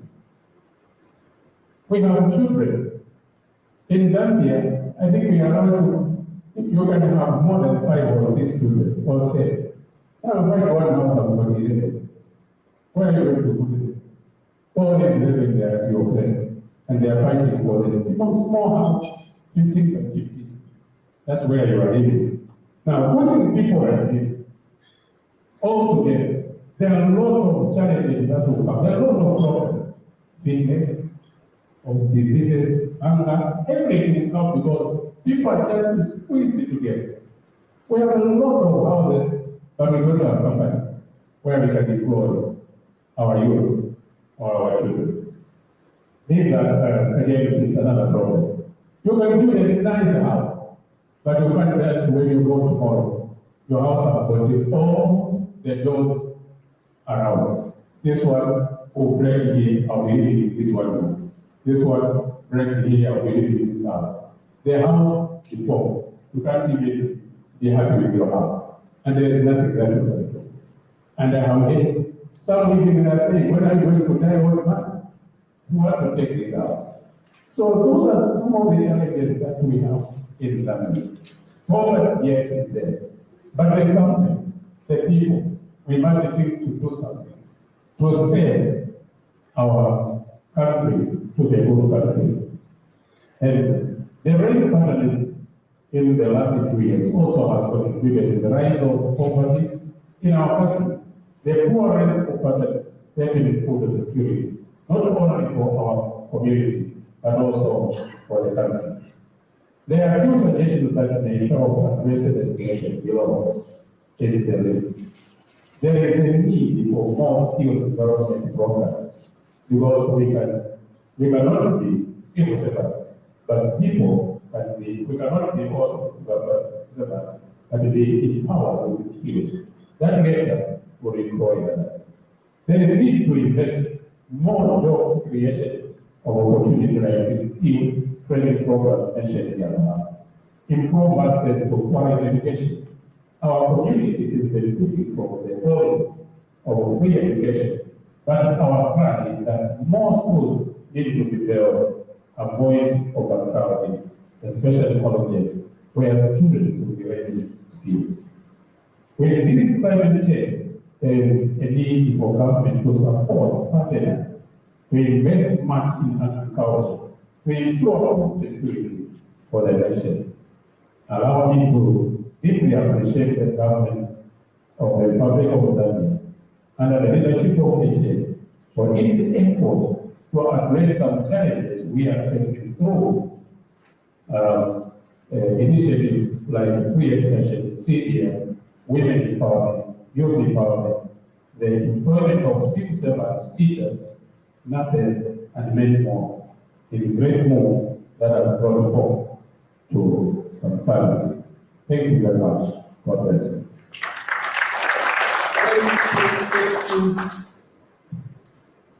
Yeah, thank you so much, Mr. Winde, for that reflection. What development committees, the engine of development, right? Yeah, I think our honorable MPs, Honorable Dr. Male here, and also our honorable, the names that I was supposed to pronounce it better, Honorable Suzuki. Yeah, very rich name, no? So I know you are quite familiar to this kind of submission, yourselves coming from the constituencies where these words are also sitting. So we appreciate this clear submission, description of the problem, and also try to provide some suggestions on how we can improve the situation of our people on the ground. So at this point in time, we are going to have Madam Jobu who will talk to us. She is from the markets. Yeah. There, that's where everything happens, right? Yeah, that's where everything happens. You can find almost everything. And she has got some reflections which may be too easy for all of us to understand or associate. After that, we are preparing, we are going towards the end of the program. So we will end later with a panel discussion. We'll ask our invited guests at some point to sit in front, where we are going to also wrap it up in terms of what we make of this high cost of living in the country. So a mind of you can just go through your reflection with us. Thank you. Thank you so much for giving me this opportunity to interact with you people. All protocol observed. My full names are coming from, I'm from North Market. I stay in Kapanani, where we face many challenges. I went from North Market. Cost of living is high. Everything has gone high and high and high, of which people are not affording to sustain their families. Things are going up. Let's put drought aside, but let's talk about real issues here at Market. Things are expensive that we can't afford. Salaries are not increased. Why I'm mentioning salaries is because the people who come to buy from us, they get paid just when they come to buy from us. Can we clap for her so that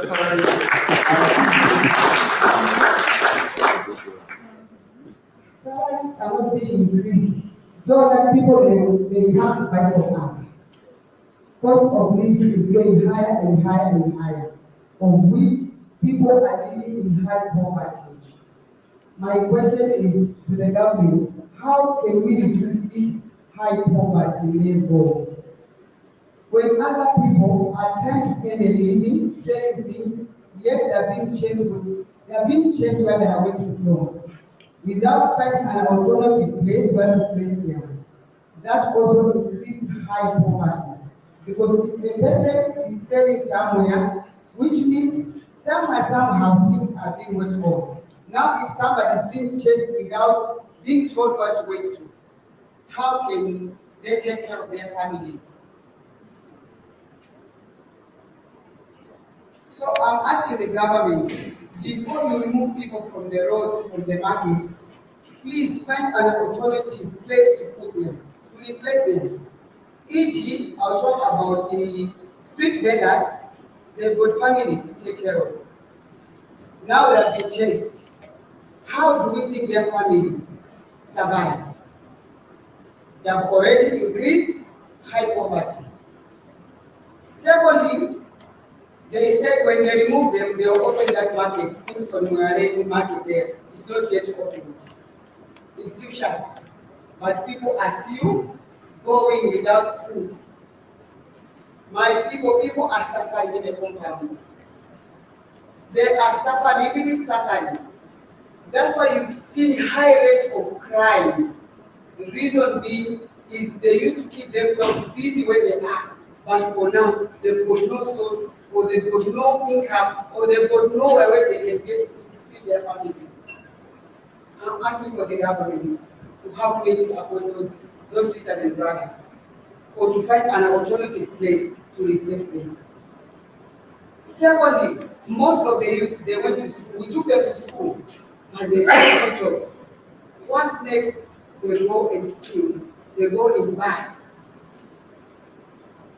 Last Friday, I was walking from the market, then I got a bus, I went home. Immediately, I dropped into the bus. A certain guy was following me. I just felt that somebody's following me. It was just nearby him. Luckily, I knew him. Mommy, why do I hit you? Suppose I didn't know him, would have done something bad to me. The reason being, they're always in the streets doing nothing. If the government can find something for these guys to do, we can reduce these numbers of junkies. And these junkies are the children that we keep in our own homes. Not from far, no, but in our own homes. They are our children. I'm asking the government to do something about that. I'm under my knees. The government, please, find something for the youth to do.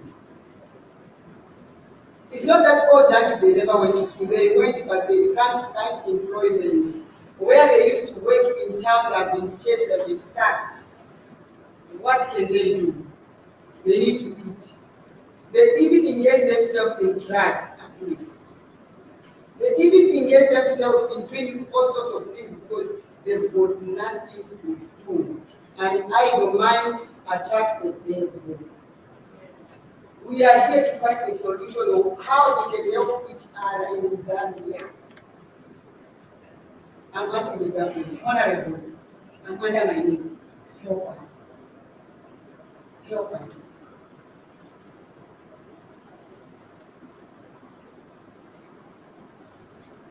Help us. I'm under my knees. The other thing, things are expensive and salaries are not being increased. There's no money in circulation. You order things in a price whereby even if you start selling it, people will be like, I can't manage. Of which is also increasing to high level of poverty. I've got a 2,000 capital. I use it one day. When going home, I just have a 200 watch. How am I going to survive? What's the reason? There's no money in the circulation. I'm under my knees, help us. I don't know what we can do, but try to help us. There's no money in circulation. I'm under my knees again. Help us. We are your people. We are Zambians. We are the nation. Because Zambia, we are the Zambians. We are the people. We are the nation. We are under our knees. Please help us to reduce this high level of poverty. Yes, there is drought. What caused the drought? We don't know, only God knows. But we can team up. We follow the book of Joel, the book of Jonah, where it's saying, let the priest gather. Let the priest gather for everyone and fast and pray. I think that can help us. Because we can't question God as a God, why is it people trading? No. We can't force that God bring rains, no. We just have to be on our knees to ask for mercy or forgiveness if we've done anything wrong to God, so that God can help us. Today, before I came here, I went to for orders. I was buying one cabbage at 17 kwacha, one cabbage 17 kwacha. Then from there, how much am I going to sell it? It's 25 kwacha. But how many people are going to mind to buy a cabbage 25 kwacha? A bag of grape today is 380, 400. It depends on the quality. This bag, I bought a bag of grape 500 kwacha. Like in Melissa, they've increased this 10 kwacha a bunch. Now for me, if I compete with Melissa and 10 kwacha, no one will buy me. I just have to reduce the quantity so that at least somebody can buy from me. And that grape I buy today, it doesn't finish tomorrow, it gets bad. Reason being is things are not in order. You find that the grape maybe it's only 50 bags that came, and then 100 people wants. The owner puts any price that he wants. I don't know if the government can help us on that. Secondly, we used to have onions from South Africa, somewhere, but they had banned the onions. Now we're just selling local onions. A 10 kg pot of onion, 280, 300 kwacha. And I'm selling one small on 10 onion, 5 kwacha. How many people will manage to buy that 5 kwacha onion? That's the 10 onion. 1 kg of carrots, I'll buy 35 kwacha. For me to have many, I'll buy maybe for 200. I have to come the one carrot for me at least to find something. Green beans today is 25 kwacha per kg. Yet by the company radio, they say the prices that are low, but when you go, they want to face something else. Last month, one orange we used to get it at 17 kwacha, and we used it to sell it 20 kwacha. An orange. And how many people manage to eat fruits today in our compound? None of us. I myself, I ate a banana yesterday. I don't know how many months I haven't eaten a banana. Because I want that money for banana, I keep it, we go share each other. If I eat myself, how about my children? They won't have. So it's better I reserve that money for fruits, we buy something. The third thing, the commodity of milling has gone up, and it's nowhere to be found. Like yesterday, I wanted to buy a bag of milling in Melissa. There was nothing. When the milling will come, this Rwandese, they employ these junkies to go and buy for them, they go and they resell them back at 380 when they bought it at 280. The government should help us on that. Smuggling milling is not good. This milling is a beneficial for everyone, every Zambian. But I wonder why in shop they allow somebody to buy 5 bags, 1% 5 bags, being smuggled. Just within, I just get it 230, he gets it to, just like that. I think it has to come to an end.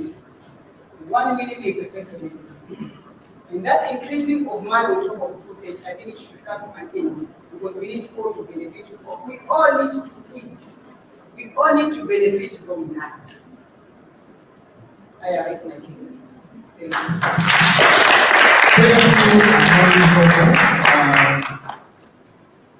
you. You see why I said she is in a place where everything happens, so she can comment on literally almost anything because she sees these things. Now, I want to ask this question.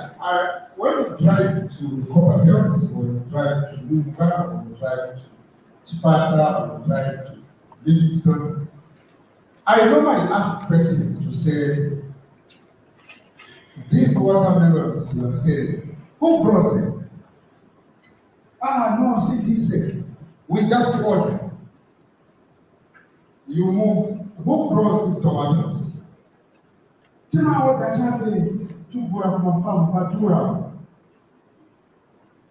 Who sells? Who grows these oranges? Who grows these bananas? Who grows everything? Who grows grape? Who grows everything? And these are the same things which are very expensive at the marketplace. Yet, our backyard gardens are full of kapinga, very green. Are you hearing what I'm saying? So, in Zambia, maybe in Africa, you'll find a situation where you find 500 people, maybe only 3 are growing food.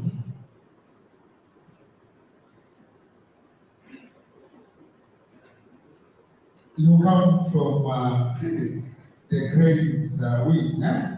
How many people are growing maize so that we can meal our chima in this country? So you find that out of 20 million people, it's a small fraction that grows actually. The rest of us, we want to order from those. So the cost of living is likely to be with us forever. Yeah, I've cut part of my green capita garden. I grow onions now at home. So these submissions are real. But maybe we need to confront them from both sides. From us, the consumers, and from the government side who provide these things. Maybe let us advocate that we have got more seed companies in this country so that just buying a sachet of grape to plant, it costs you 3 kwacha. Otherwise, if we wait upon government, Satan will come. But the issues he has raised are what are real on the ground. the question is, what are we doing? If at North markets, have the people decided not to be buying, not to be made up out of Soweto, they decided to grow these things themselves. In one season, maybe we can change certain things. I'm saying maybe. So let us clap for our colleagues who have shared their views. Yeah, we want to appreciate you very much in your individual capacities and also where you're coming from for sharing these deep thoughts, reflections. So, in the interest of time, I think we have reached that time now where we can try to open it up maybe for about 10 minutes or so. We just get any reactions from yourselves in terms of the presentations that have been made, the reflections that have been made, before we can request our panelists to take their seats, and we have a further conversation before we close. So about 10 minutes, let's just reflect together. Where is the other mic? It's here. Someone can assist me. By show of hand, please, if you are hearing me well, it is not forcing you to ask a question. You can also make a contribution as long as it can help us to tackle this issue of high cost of living now. Any hands? Okay, where is okay, let's yeah, these are very real issues. Yes, thank you to our parents. That's the greatest fear I also have, to be called a witch when I'm 70.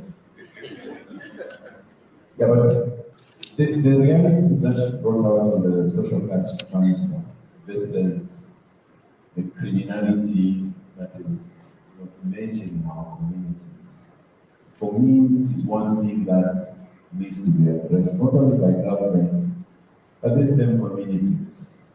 The stories of children getting money from the phones. It's not only children, it's some of the dependents people who keep. But government keeps giving you the money, and you don't get the actual benefit as a beneficiary. So, and I think that's one of the social things that needs to be addressed. How do we make our communities safer? That if you get any social protection support, you still get the true value of it and address your underlying poverty issues at the household level. For me, I think that's a conversation that we must make. The discussion of junkies is everywhere, but we're not really saying how do we tackle this, because the people who are affected are these ones. And if you tell my mother, go to the village, I don't know which village she'll go to, because she probably was there so many years ago. And you and me only go to the village if the family decides to just go and bury us. I attended one funeral for one piece, I will not mention. And people in the village are saying, whose funeral is it? Oh, they are cheated. And that's the reality. That there's this disconnect, and people live within these communities. So we need to really be looking at if we are going. By the way, it adds to your cost of living, because now you have to borrow the difference to buy your living. Thank you. Thank you so much for that contribution. Any other hands? The neighbor here. Yes, madam, you can go ahead. My contribution goes to the home gardening, the issue of home gardening. I think it's not a matter of space anymore. If we back on sack gardening and container gardening, this will at least enhance the levels of food in our homes. and this will promote us or maybe sustain us in terms of food security. You know, we can do vegetable gardening, like in substance containers, the way we do our flowers. It's not a matter of space. You know, there's this high cost of living and you just shy away from our own gardening. I like the fact that you're doing onions at home, and this, if it's taken up by everyone in the communities, especially the compounds where as the vulnerable people are coming from, or rather the most vulnerable community is, it will really enhance the issue of food security. Thank you. Thank you so much. Container and sack garden. You can have your maize meal when it's finished in the bag. Then you put some manure and soil. Regardless of whether you are on the 15th floor of a flat, you can actually grow your vegetables. I think she submitted. Yes, sir, we can go ahead. So I think for the sake of capturing contributions very well, you just say your name so that maybe it's easier for the rapporteur to pick our contributions very well. You can go ahead, sir. Thank you so very much. My name is Robert Kankara. I'm coming from Zambia. I'm very touched and very touching reflection so far. I think it's high time we stop pretending things are not okay. From both the professional reflection and the practical reflection. And we should always be mindful of the fact that we should always, if anything, be drawing a distinction. There is a life that we may apportion to household level, and a life that those that are doing small businesses are experiencing, like Madam Job there. Even in countries where people are growing vegetables and the rest behind their business people, still, are doing business in such we make farming inputs and the rest, or anything that they're doing. So I think all the presentation for me, moderator, speaks to the fact that we need to come together as a country. And if anything, for meantime, look for short-term solutions before we even start apportioning these other things from our budget and the rest. And which is a very good move, by the way. But let's look at the bigger picture first. She gave serious reflections. She's into business. She can have that at the budget and the rest. But there are factors, some other factors that she has reflected on. My salary is 5 years old at the same rate. Cabbage is 14 kwacha. 17 kwacha, by the way. She's selling cabbage at 25. My salary is still in 1991 on 2021. The social cash transfer. Government has done everything possible, but at that time again, the government has to adjust. Let's take advantage of the realignment of the budget, 2024 budget. So, colleagues, let's first of all face the reality. Things are not okay in the country as of now. Like the president said when he was declaring the prolonged drought as a national disaster, and I liked the way the president framed it. It did not just end at disaster. There is a way at the end. You can remember that emergency. So let's not be able to pretend and act like ostriches. Things are bad. Thank you. We can have one more. Then, as we are having that one more, yeah, so we can have our colleagues get ready to come to the front table. Our colleagues from Civil Society for Poverty Reduction, Civic Forum for Housing Habitats, and also Millers Association of Zambia. So, Madam Mumba, you can go ahead. By the way, she is my office mate in the university. Please don't say what we do and say in our office in terms of poverty position in the country. Thank you so much, Dr. Kanyama. My contribution was towards the presentation direction. But thank you so much for that presentation, and probably for all civil society organizations. We learned that the rural areas they had been hit by poverty, and we see that in the urban areas, yes, we are reaching out to the grassroots people. We have people here who are beneficiaries of social cash transfer and those from the market. So I was just wondering what deliberate efforts are we doing in civil society to reach out to those in the rural areas, particularly the most hit by poverty in Zambia. Thank you so much. Thank you so much for that question. We can, Honorable, you can go ahead with your comments. Thank you, moderator. I must say from the onset that the president has set a tone and confessed that things are not okay. And we totally agree. Listening to the presentations, for me, when I was listening to them, I said, but these are town. Look at the lamentation. Now imagine in Gwembe, where I'm member of parliament. Last year, there was a drought. There was no harvest. This year, another drought. How do you expect the situation to be?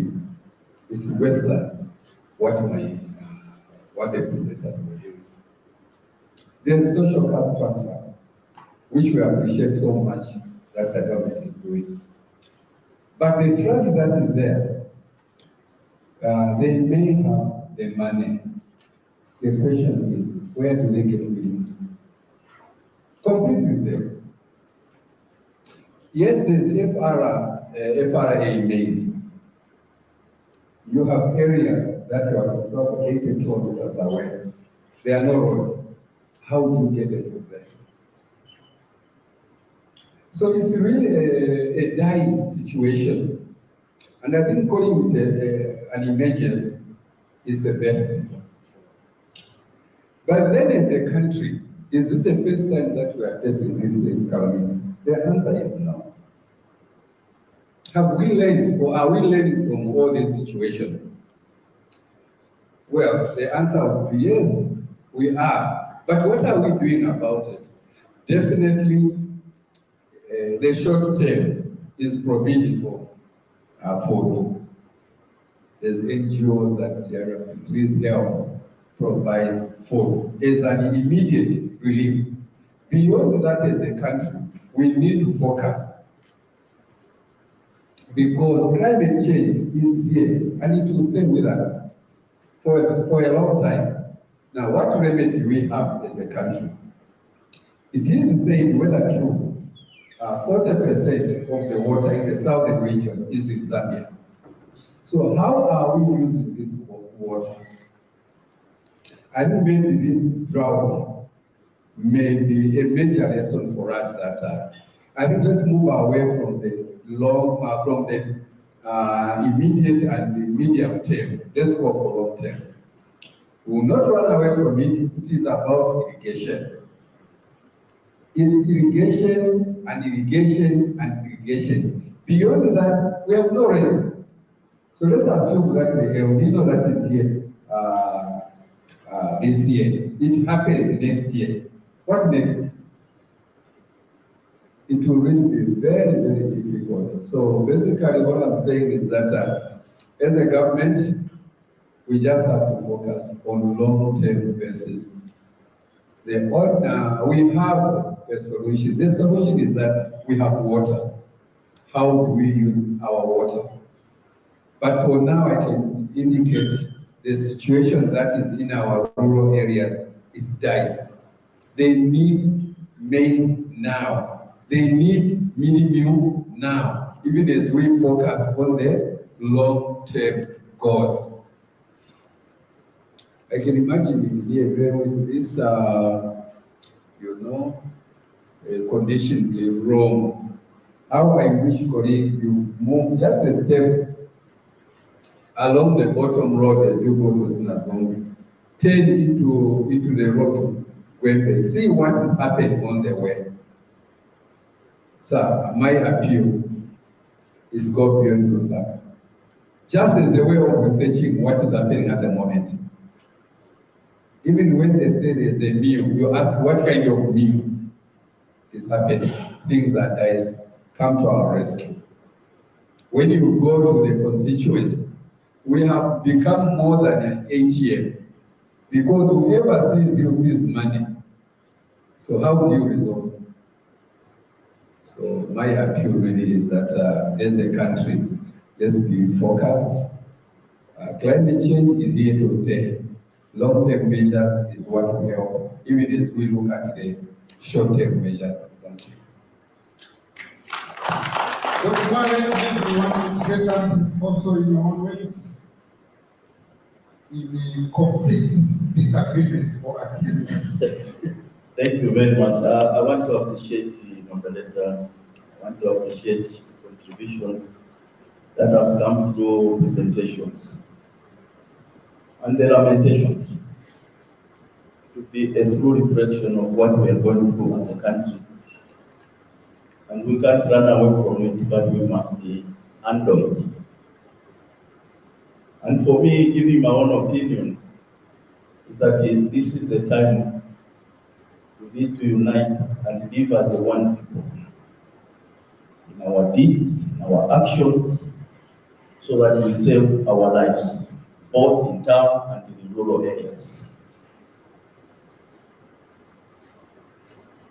My opinion is that as a country, we need to do what we can do for now in the short, medium, but I think the answer is in the long term. And I say so because I think the first thing I heard, we had some people from the Ministry of Education. We need to completely change the education system. Why should we be teaching about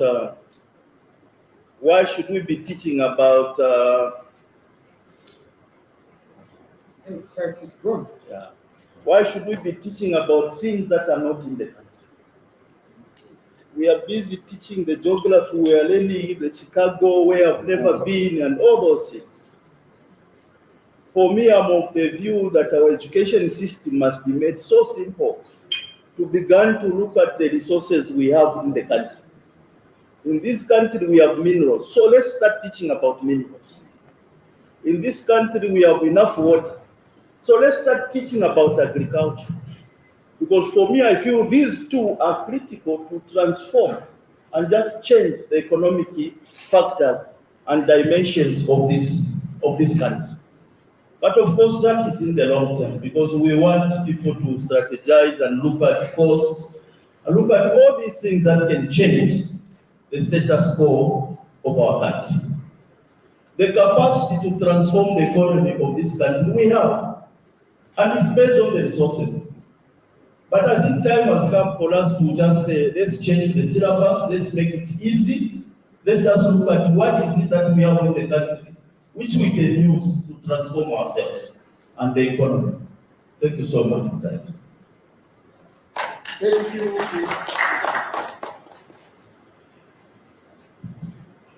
Thank you so much for the contributions.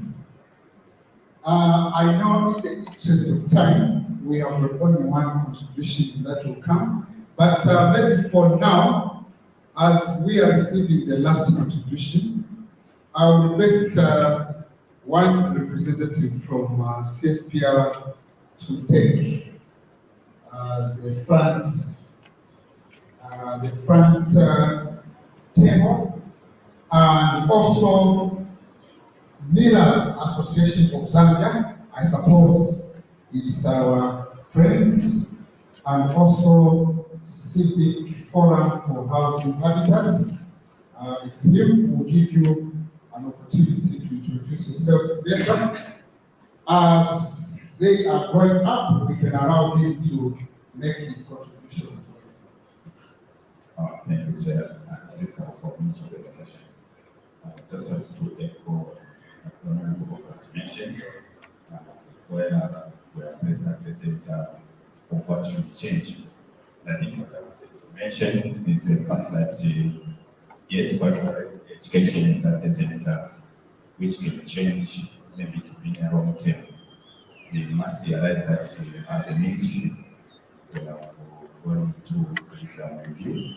And I think one of the prominent issues that we can take, especially in this regard, we have incorporated what we are calling mind education, which will help our citizens or our learners to have that emotional intelligence that requires to see your neighbor, to see yourself, have values, identify yourself, who are you, and all those other factors that we need to be together.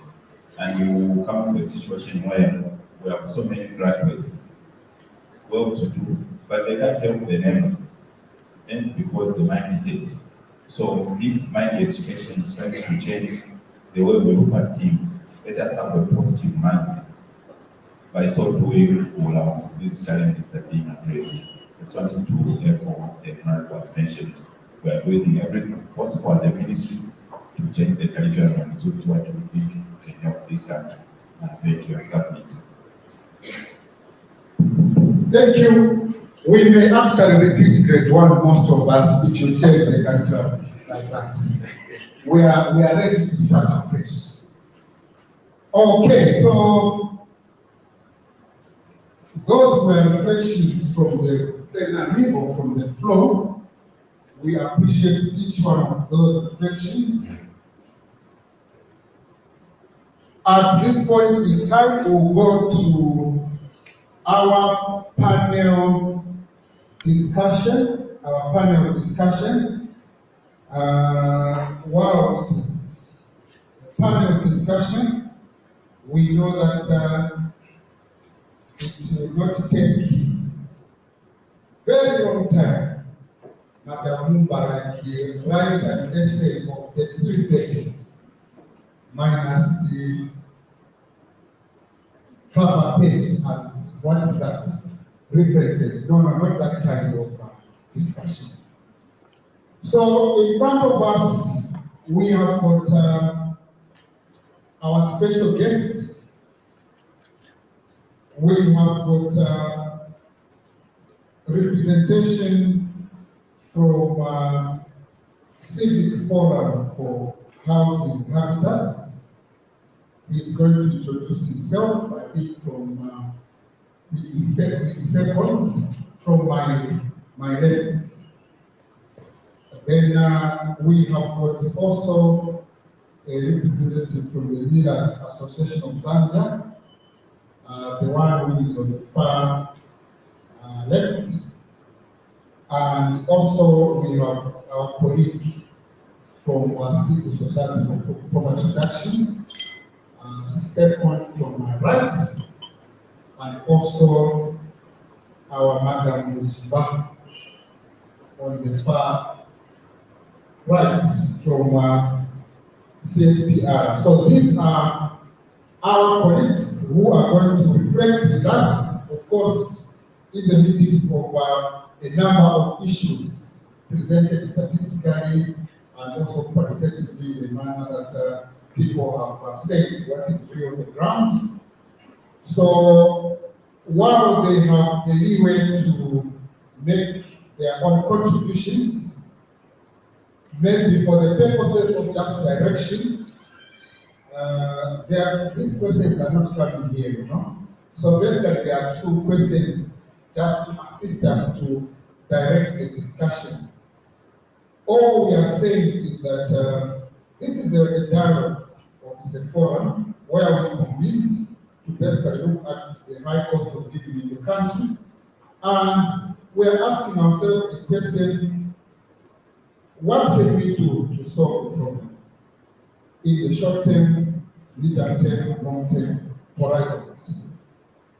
So basically we want to ask what they may be recommending, what we should do. And I think there's also this immediate issue of droughts. MP has made it clear that in his constituency, drought is not coming the first time. Even last year it was. Should we tell governments that, sorry, those recommendations we make in the 8th National Development Plan, can you suspend a bit a portion of the budgets and take it to food security so that our 2 MPs will take the matter to the House, you know?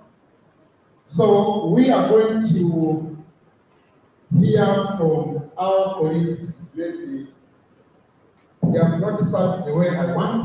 We teach gender equity in the university, but dividends. So we'll start from anywhere really. So I think we will start from, they will introduce themselves first, and we'll give them an opportunity to make comments on the 2 questions broadly. So maybe we'll start. The other mic, the battery has finished. So maybe we can start. Good afternoon. My name is Andrew Chintala from the Village Association of Yeah. Wesley Wakumima from Stakeholder for Housing Habitat. My name is Jenny Zulu from the Civil Society for Poverty Reduction. Oh, she did her introductions already. So, okay, so let the mic fine.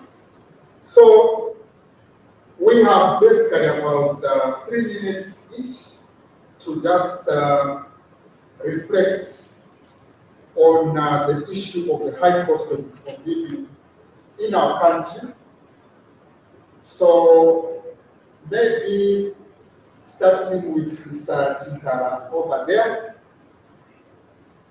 maybe you can share your reflections regarding this issue of high level of poverty in this country and how best we can tackle it, because it's grave right now. This effect is grave, and then you can also probably just say how big the problem is so that we can also appreciate this issue. Yeah. Thank you, moderator. First of all, I'd like to appreciate that the issue of poverty is indeed quite huge, as evidenced by most of the presentations that were made this morning by various presenters that were helping us with the statistics. However, I think it's important that we appreciate the impact of this. Obviously, before we could talk about high cost of living, what is really at the backdrop of this? Number one, we need to look at the cost of doing business in Zambia. The cost of inputs, if we were to zero in terms of maize, since we seem to be looking basically mostly at the food staple, the cost of doing maize or producing maize at primary level has actually gone up. If you look at the cost of fertilizer, the cost of other inputs, even the seed, things seem to be going up. Looking at the inputs, you also need to look at the cost of fuel. So everything seems to be going up. And it's quite interesting that if you look at this equation, basically you expect that if you put all these things together, the expectation is that the minimum prices should cost almost zero, which is very, very wrong. In as far as we are looking at this issue, we need to appreciate, first of all, that the cost of doing business has gone up, and as private sector, together with government, we need to address that. It is very, very important that we address the cost of production and the cost of doing business in Zambia. It is not only the cost of production that has gone up, also the cost of money. If you walk into the bank, what is the cost of, look at the exchange rate, look at the statistics that were being presented on impression. So these are issues that the central bank, together with the private sector, government should be addressing. How we lower the interest rates, how we manage the exchange rate. It's quite critical for us to do that. Now, in as far as we appreciate that the cost of living has gone up, what are the available vehicles or resources that we need to use as a country to address this? Definitely, you cannot use a business model to respond to a social issue. Otherwise, you are going to collapse the industries. So what government then needs to do, and I'm grateful that we have somebody from the World Development Committee here talked about this CDF, we have the members of parliament that are here. So what we need to do, and I think we've got the beneficiaries of the social cash transfer. Maybe let me just speak a little bit on the social cash transfer. We defined what is in that 400 kwacha which we are giving to the beneficiaries. What does it consist of? It's one thing to talk about the money, and it's another thing to see what does that 400 kwacha do. We heard from our mother, our grandmother, making a submission. I would like government to probably define what that 400 kwacha social transfer is. I'm a strong advocate of government coming up with smart subsidies which are targeted. If, for example, in that 400, you need to probably provide a bag of milk to provide, is it 1 liter or 2.5 liter of cooking oil. Why not then give them a subsidy, rather a coupon, where they walk into, let's say, Pick and Pay, ShopRite, or whichever store they can, present a coupon, which could be 200 kwacha, and if government is subsidizing 100 kwacha, they present a coupon and redeem a bag of milk which is costing 300 kwacha, without handling the cash. As we've heard, when they receive cash sometimes, they will not even get it. So we need to be smart as we respond to this. We need to redefine and re-identify what sort of vehicles are we going to use in responding to social needs of our people. What we've been doing in the past years is a wrong way and a wrong model of doing these things. We're subsidizing from the commercial end of things, when in the actual fact we need to target to come up with targeted subsidies. The area member of parliament from, did I get right, Wandwell was said, if you give them 400 kwacha, where are they going to do, what are they going to do with it? So we need to identify some of the areas and give the specific subsidies depending on the area of location. So I think we need to relook at this and work out the modalities in terms of how we define the social cash transfer and how does it benefit. Now, going forward, for us as corporate, for us as a business, we need to work together. There's CDF now, and I think the World Development Committee Chairman for John Howard is here. So in that component of the CDF fund that has been raised, they have to deliberately find a component of what can go towards, I would say, capacitating some of these that we are saying they are underprivileged. I hate to say empowerment.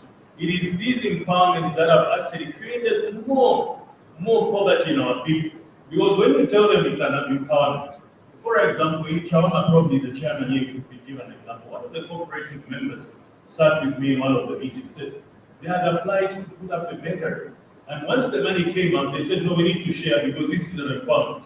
They had a very good plan, a very good proposal, but when the money came out, they had to share, and that project has not taken. So we need to actually maybe find a better name of calling this instead of empowerment, but it has to be a capacity building fund, because that's where I think we need to look at it in a more holistic and more practical manner, in the sense that it will benefit not only those that have received it, but a lot more that are actually vulnerable once they identify. So I think for now I'll end it. Thank you so much for five very respective points there. Well, yeah, so we can continue to think through that submission, and we can move on to our colleague from Civic Forum for Housing Habitats. Well, thank you so much, Dr. Vincent. We actually come a long way together. My work colleague at some point Madam, you're not the only one. You've also worked with him. Clearly, the issues that are being discussed here are very, very important. And I just want to bring one aspect from the non-food items in terms of the cost of living. And I'll be talking about housing. Because at the end of whether you have eaten or not, is an issue of where are you going to sleep. And we need to bring this conversation up because it's really affecting the quality of life of Zambians. Government put up the National Housing Policy 2020 to 2024. By the way, this is 2024. And there was a target of doing 222,000 housing units annually up to 2030. The question would be how many of those units have been done? So people are not just looking at feeding themselves, they're also looking at where am I going to sleep? If you look at our informal settlements, how many people are in those small rooms, misses, other areas, 6 in a small room. And you need to feed them. And beyond that, you have now climate change, roofs are being blown away, and sadly, of course, some of the CDF structures we're hearing in the news are being blown off because of poor, workmanship. And so these are some of the things that we need to look at because they are adding to the cost of living. And it's not only in Lusaka, it's also in the rural areas. And what is happening now is that because there's, and I've been honorable, I've been to your area. I've worked in that area before. Nowhere, I know those areas. I know what you're talking about. And several of our rural constituencies have traveled this country. I know it very well. People now would rather come and live in the city. Let's talk about our airport junction there where they sell new number 3 data. Those are residences now. Go on Mumba Road. People live there. People actually disembark from a bus with their bags that were that by the roadside. And so what we have seen increasingly, I think, in this year is the issue of disease outbreaks. Cholera, typhoid, dysentery, and many others are impacting on our cost of living. And those affected mostly, it's in the areas where we have so many of our people. So imagine you are struggling to feed yourselves, and there's a medical bill that you need to meet because it's probably not on the NEMA. Cholera is not on the NEMA, is it? It's an emergency. And I like what a colleague from Caritas mentioned, that it's an emergency. And so I want to propose then from our side that these are certain actions that we need to take. The number one, we need to take advantage of realignment of the budget. And this must not be a National Assembly business only. It must come back to the citizens. We must determine what is being realigned. We are grateful to the President, he has put it clearly. Let's move away from these workshops while we plan for the next meeting. If I quoted him well, that's what he's saying. We should not go to a workshop while we plan for the next meeting. Let's realign the budget to look at housing as a bigger challenge. Secondly, that the citizens themselves within the structures of World Development Committees could give input into this budget. The other recommendation that we want to make is that Zambia needs to embrace housing cooperatives. How many of us own properties in Lusaka? Or in these urban areas, or even in our rural areas? Most of which you'll find is inherited. Very few is being developed now, apart from those that are commercially done by foreign direct investment. So if you don't own a property here, it's either you are squatting or you are looking after a property. If you go to Minwood and many other areas, look at the people who are coming out of there. They don't own those properties. And so what we're saying is that the cost, and I'm glad that my colleague Adache touched on the cost of money. You cannot go and get a loan to build a house. The cost of mortgage is very high. And so we need to invest money. Maybe part of CTF, since there's some recommendations or changes on the legislation itself, is that we could begin to incorporate housing. Let's build houses. Let's live in decent places. The other thing that we want to encourage government as, and I hope this policy becomes actualized, is adoption of new technology in our construction. Why should you build a house and tomorrow everything is washed away? Why should you put up a structure tomorrow everything is blown away?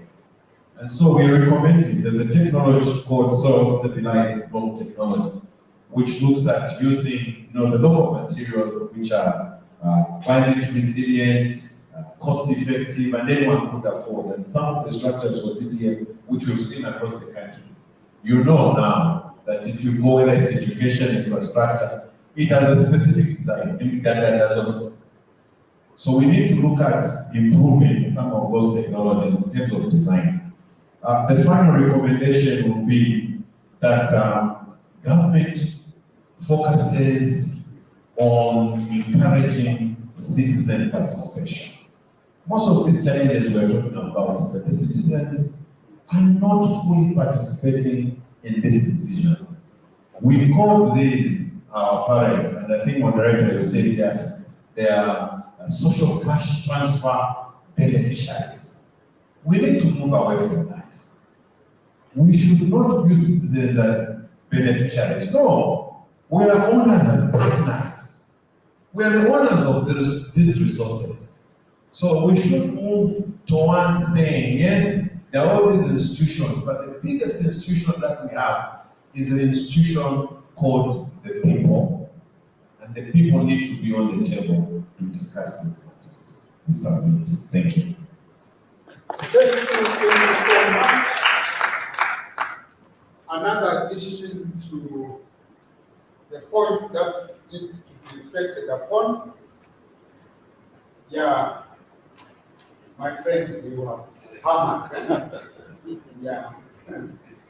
Okay, so we are going to also hear from CSPR what we are thinking. Of course, as we close later, the question that I want to ask you is this one.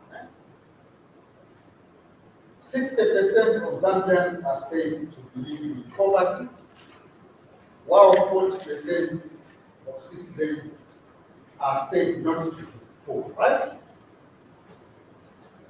Where we have found ourselves, and I think these statistics have been constant for a long time now. Yeah, so, but the issue is there something significant which these 60% of poor Zambians should do to move themselves out of the poverty brackets? Yeah, if you are drowned in a well, what should you do? You is down in the well to solve your problem.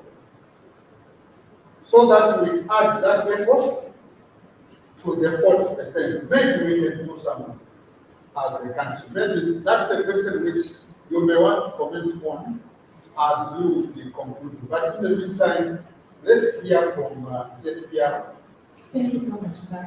I think for me, for the institution that I come from, poverty is a big thing, and walking up to this stage and listening to everyone's presentations, my first thought was, what is poverty? And I know my former lecturer, Mr. Mwika, will be looking at me cross-eyed because he taught me what poverty is. But just to step back and think about what poverty is, when we hear, 60% of Zambians are living in poverty, what is that? Is it, we hear a lot of definitions as good as a lack of basic needs. What is that? That when we interrogate, you find that most of these definitions are actually measurements to what poverty is, which have helped us in trying to contextualize what poverty is. So I was thinking, what would be the best word to define that poverty that will be able to help us come up with solutions to this big animal that we are calling poverty. The first thing that comes to my mind is disadvantage. When you are disadvantaged, then you are living in poverty. A disadvantage because you don't have housing, as my colleague had earlier said. If you are disadvantaged, you don't have access to education or health. And I'm glad the speakers before me, Mr. Chintala, had spoken to smart subsidies, which are also speaking to what I would be proposing as a way forward in helping the 60% that are sinking to help them out of that. So very specifically on my reflections is there is one big solution that the government has noted, and that speaks directly to poverty reduction, and that's social protection. And both speakers have spoken to how social protection, in whatever context it is, he spoke to social cash transfer, which looks like it's the only social protection program that is there, but there's so much more. There's a vast variety of social protection programs. And how best can this respond to this big animal called poverty? So firstly, my proposal would be that we need a holistic social protection system that will speak to this variety of things. So when you look at social cash transfer, it's giving 200 kwacha bi-monthly to people to help them alleviate, to increase their income. Guidelines for that say that you should be able to buy to afford a bag of minimum. How much is a bag of minimum right now? The one from ZNS. And so that social protection cannot even afford to buy that bag of minimum. If you don't have that shop price in that locality, it means that you're buying it at what, 350, 330? 340 something. So then like I'm saying, I agree with Mr. Chintala, we need to be very smart in the way we are presenting our social protection programs. So for me, the position would be we need to find holistic social protection programs that are responding to a vast variety of these problems. You can buy me meal, but I need health. My health is not right. So even if I eat the maize or I eat the shima, I'm not able to respond adequately to my income generation because my health is not doing well. So how do I think social cash transfer? The Ministry of Community Development right now is implementing something called social cash transfer. Social cash plus.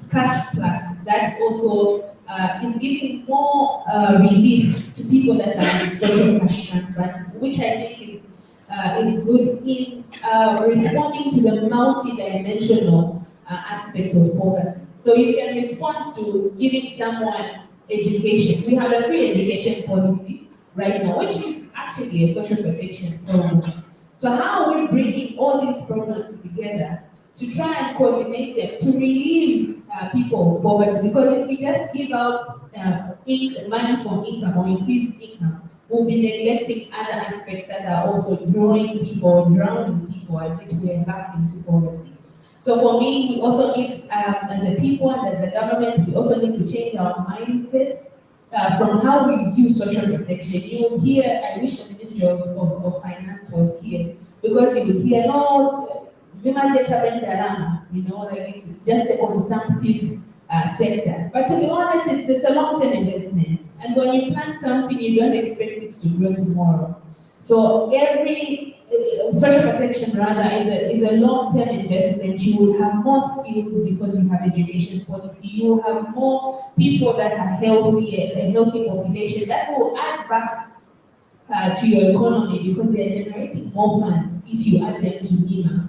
So there are all these social protection programs that are happening in silos that need to be brought together to enhance our livelihoods and remove people from the ocean or the water or the pool the well that they are drowning in. Thank you. Thank you so much. So, yeah, you want to answer the question, right? Yes, we had a question earlier on from the audience, but also just to share a few reflections crop up by my colleagues. I'll try to summarize it as well. When we are looking at the issue of poverty, I also want to bring to the attention of the House that food wastage in Zambia is also very concern. So on one end, we are looking at people who do not have things to eat. On the other side, we have people who are wasting a lot of food. So it's something that I would encourage stakeholders, CSOs alike, even government entities, to also work further to see how we can also begin to reduce that particular challenge. In the same sense, I think my colleague from the Millers Association was speaking to define social cash transfer. In other countries like Namibia, they have parameters on how that money is spent. In Zambia, the current model, someone can even use that money to buy alcohol, and there's nothing that would sort of be an action to that particular individual. So it becomes important that we begin to navigate some of these issues. My colleague from Civic Forum for Housing Habitat raises a critical issue, and the reason why, even for us as JCTR, the issue of housing becomes important. It's a delivery point. If you are going to talk about water and sanitation, you are giving those items at a household, that becomes the point of delivery, even when we look at that. So it's also important that people are living in houses that have access to piped water, houses that have electricity, among other things. I think the earlier reflections are from the community voices when we look at older persons. Unfortunately, it's the same thing with disability. We are all potential people with disability because it could be an accident that would change your narrative. But we are only concerned when we find ourselves in that situation. We are only concerned about older persons when we become older ourselves. So there are different measures that we can also begin to look at. In as far as that, I agree with the members of parliament, issues around irrigation. We don't know when the rain cycle will normalize. Even for us at the center, a lot of people ask us, what do you project the DNMB to be in June? Unfortunately, it's based on data. So we collect the data, we report. And for me these days, I don't shy away from it. I can't give you a projection. Because tomorrow you will ask me, of course, maybe they may be models to simulate, but we report based on what it is on the ground. It's the same way with inflation. They report back based on what they collect. And diversification, even with the energy subsector, becomes important. Load shedding is not new, but what lessons are we drawing even as we continue to encounter these issues? Coming to the question, I think, around what CSOs are doing, it's a very good question, and I also enjoyed the comment that spoke about going beyond design. Zambia is not design. So I think one thing I didn't highlight in our presentation as a center, we have previously carried what we call the rural basic needs and nutrition basket. The context in the urban and rural areas is very different. Rural is based on consumption patterns. Even when you visit them, we ask them what did you eat. When you look at millennium, it's issues of the chicken. Because they're growing their own food for subsistence use, and they tend to use it that way. They buy some items, things like washing soap here and there. Of course, because of funding challenges, unfortunately, we haven't, this basket is not so popular. Some of you didn't even know about it. But we've piloted it in Magoye, in Funza, in Hamibuzu, this is the rural area of Kawe. Magoye is the rural Mazabuka, if I can call it. And indeed. So these are issues that we can continue to champion, of course, partnering with like-minded individuals like yourselves. I think it's quite important that we are also researching, even when we are going to talk about the rural context, let's come with evidence. So it's really not just a call to JCTR and civil society that many actors here in this room around climate change. You see, the donor landscape sometimes is what will shift our interest. When the donor tells you climate change is a dramatic event, you're not sure if but to begin to concentrate on climate change. But I think let's approach it from a patriotic point of view. We continue to have these challenges. Climate will manifest itself through droughts, through flooding. We see these issues here in Zambia. How do we begin to continue to investigate, to capacitate communities to be able to mitigate? But let's not also shy away from the fact that government at the end of the day remains government. They have a role to play as far as enabling environment. And I think my colleagues spoke about the cost of doing business. Even when we engage with the Poultry Association of Zambia, they will tell you chicken has gone up because chicken feed. We have to import. It's also gone up. So not speaking to short term, but I think some of those measures have been outlined already. We're in a disaster period, we have to take 2024 budget. National Assembly remains open. I think let's ensure maybe before this meeting to come up with some of these strategies. But in the medium to long term, how do we begin to change the narrative in Zambia beyond talking about these issues year in, year out? It becomes something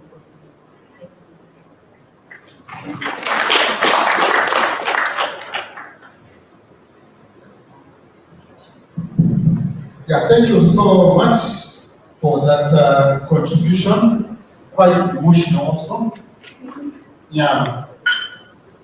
Okay, so we are going to give like a minute and 27 seconds to each of our panelists to just conclude. We know that the points when you begin to talk, you feel like let's just forgo lunch and listen to them so that we actually gain more. So we are going to basically just give our colleagues just 1.5 minutes. I can see our honorables, I think they are due to report back, you know? Yeah, we appreciate your presence. We appreciate you so very much for your contributions. So we could have wanted to have lunch with you though. Yeah, okay, so we'll give our colleagues just a minute and a half just to conclude. I know there are quite a number of things they could have shared. So we will start with Mr. Chitara here. Thank you. No, I mean, it's quite tight. The kind of issues that I'd like to respond to, one, you raised the issue of 60% of our population is living in poverty, and I think we need to interrogate that figure. You know, I have a problem with how we are defining poverty in this country.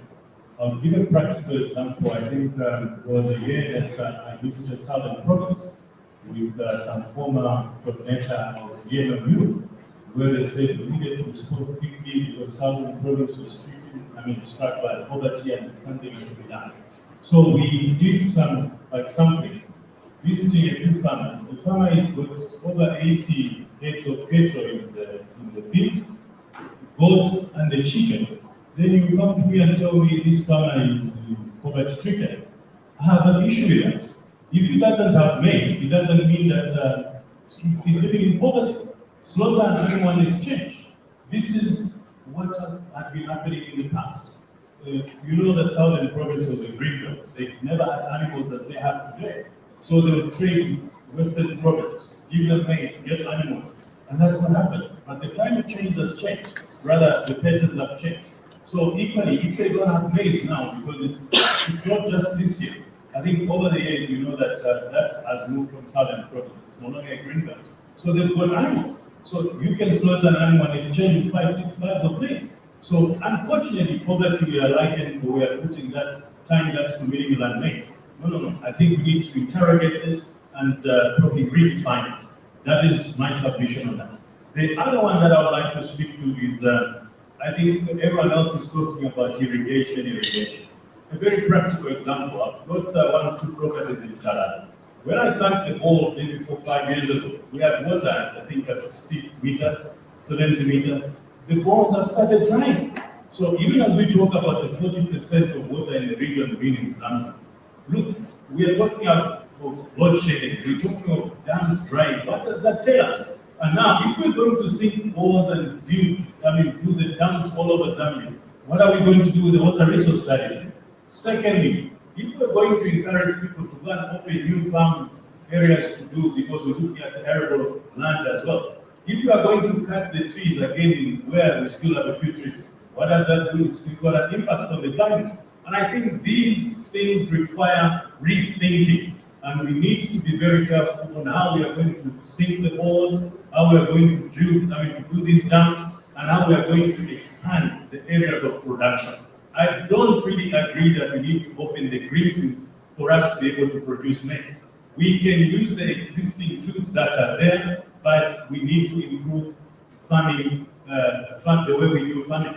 That is how we are going to increase productivity. If it's giving you 1.7 tons per hectare, it's possible that you can get 6 tons from the same piece of land. So we need to be very careful. And I'm really, really sad that when you turn the radio, whatever conversation is going on, everyone is excited talking about irrigation. I feel that is not a solution because we risk depleting the resource which we've been talking about as having in the region. So we need to be more realistic and we need to look at some of these interventions. Yes, we agree that irrigation needs to be done, but I think we need to do it more cautiously. Thank you. Thank you so much.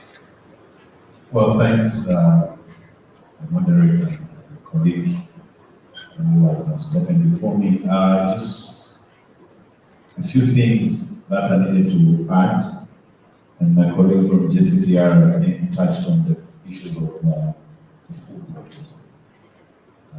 But also need to indicate that this waste is actually contributing to a very bad living environment. And I think the president did touch on when he spoke about national values, how the extent to which we've applied them is an issue of indiscriminate disposal of waste. I think it's also adding to our cost of living because you need to always employ somebody or hire someone to clean your drainages for those who are actually conscious about their environment. The other thing that we want to speak to is a desire that every one of us must have to make our own living spaces better by planting at least a tree.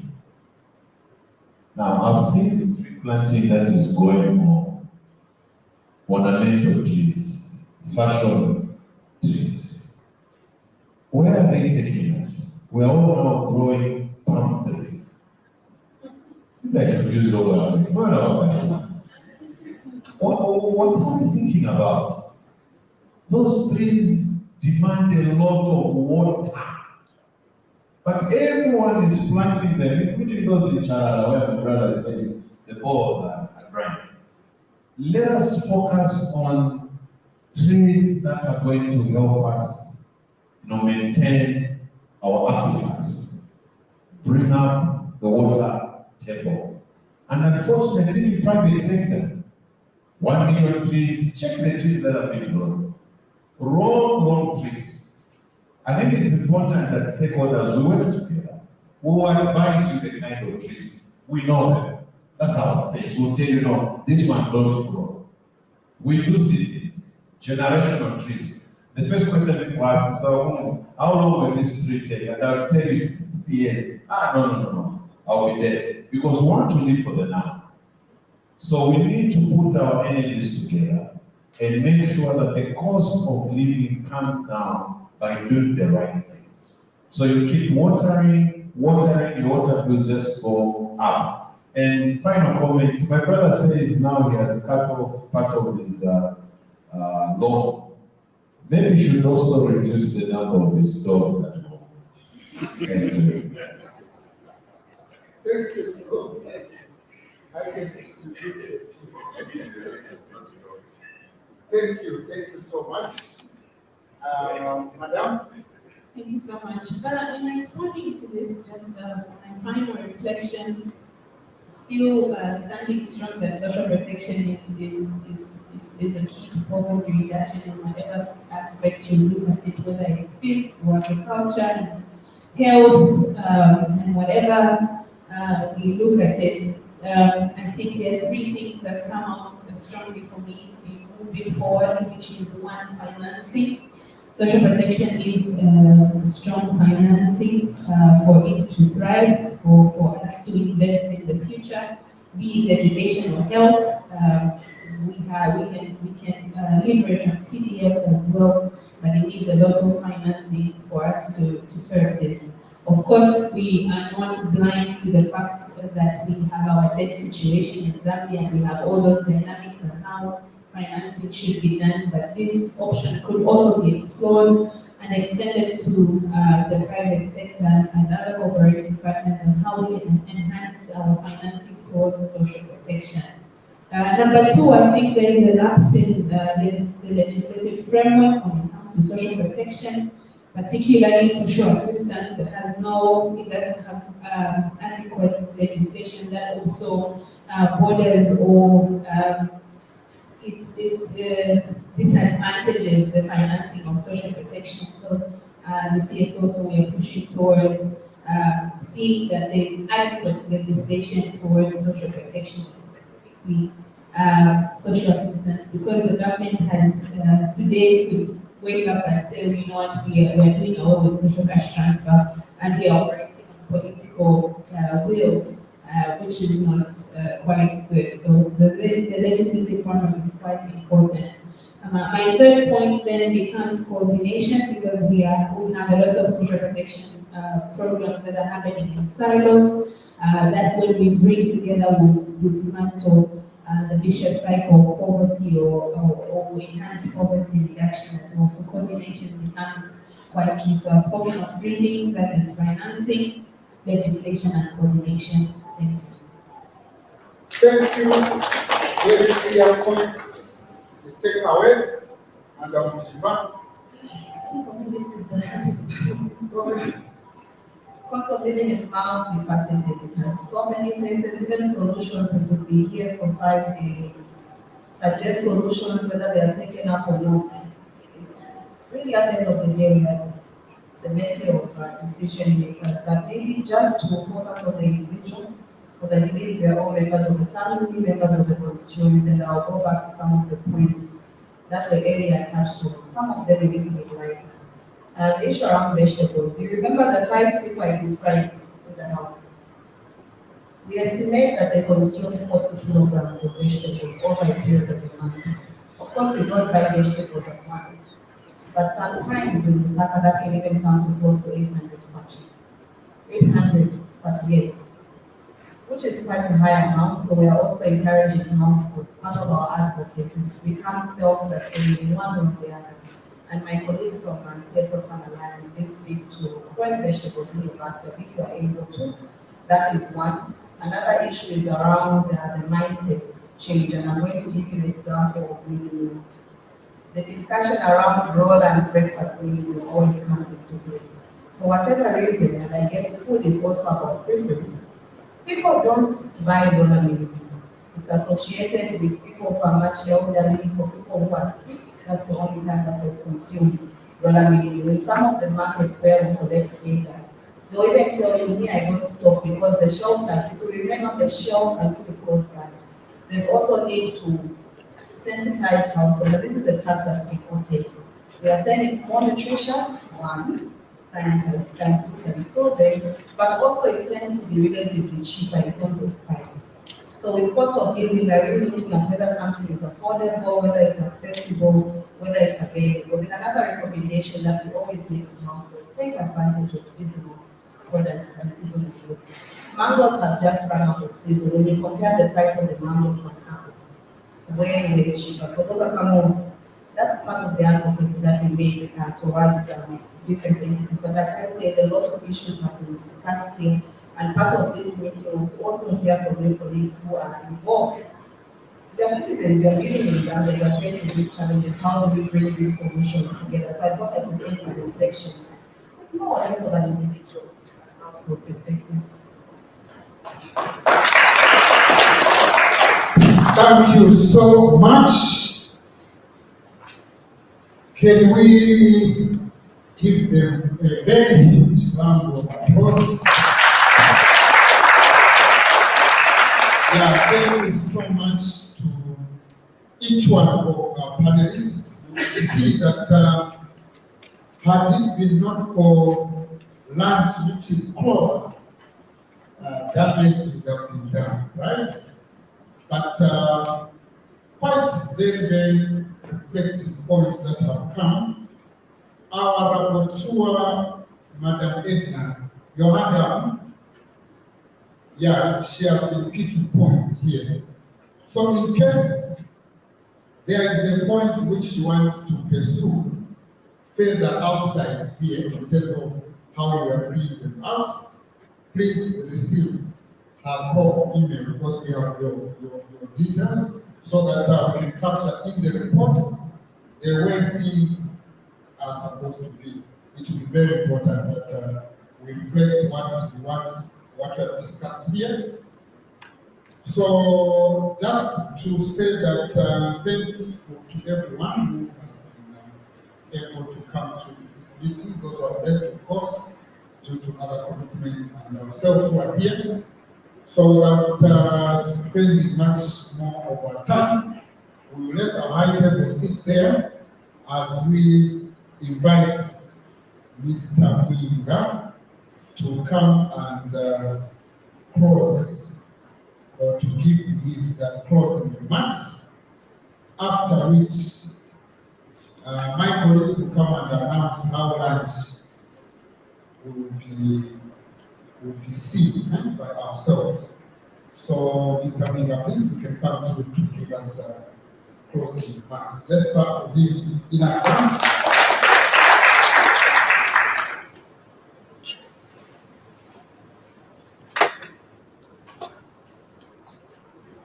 Thank you, Mr. Moderator, for the good job. And thank you to the panelists for those thought-provoking conversations that we've had, and to all the presenters that came before this plenary. Indeed, the challenge that we're facing is very huge, and it requires us to respond immediately with force. The cost of living, it's not debated. So, even for those that are in employment, it's tough for everyone. What about those that are not working, those in the rural areas? It's worse for them. I just returned from Eastern Province, just assess the hunger situation there, and I'll tell you that it's very real. I had a conversation with someone in Kazenengo whom were telling, we've got an option of giving you a food bag or giving you seeds to plant. Which one do you choose? Obviously, they went for the food bag. And then she was very categorical and said, if you give me the seeds to plant, we'll just wash the chemicals and take it to the Chicago. For million. That's how bad the situation is. So this requires us to work together with the government and various players to ensure that we're able to address some of these challenges in the short run and even in the long term. There are some places like Bundas where irrigation is very viable because the water bodies there. They don't need to do any new boreholes. They'll use the available water bodies. We can encourage that. In places which are water stressed, we need to find other smarter ways of producing food. And from where we stand as Joint Country Program, NC and DCA, we remain committed to working with our partners to ensure that we're able to address the immediate challenge of hunger that is facing the country. And going beyond, we should be able to find sustainable means of producing our own food. In the past, Zambia used to be a net exporter of food, but we're now becoming a net importer of food. I think as my director said, it's very disheartening for a resource-rich country like Zambia to be where it is right now. We are too rich to be poor. And working together, civil society, the private sector, government, our farmers in the rural areas, we can do it for ourselves. So thank you very much to everyone who has been here for your participation, for the thought-provoking conversations. But I think as we go back, it should go beyond mere conversations. We've done enough talking, we need to hit the ground running. At once I would say, Jumbo Idili. So we're able to address, put some of these things that we're talking about into practice, and then hand out anything of the past. The glory days that Zambia used to have in the past will come back, be a net exporter of food to the region. Thank you very much.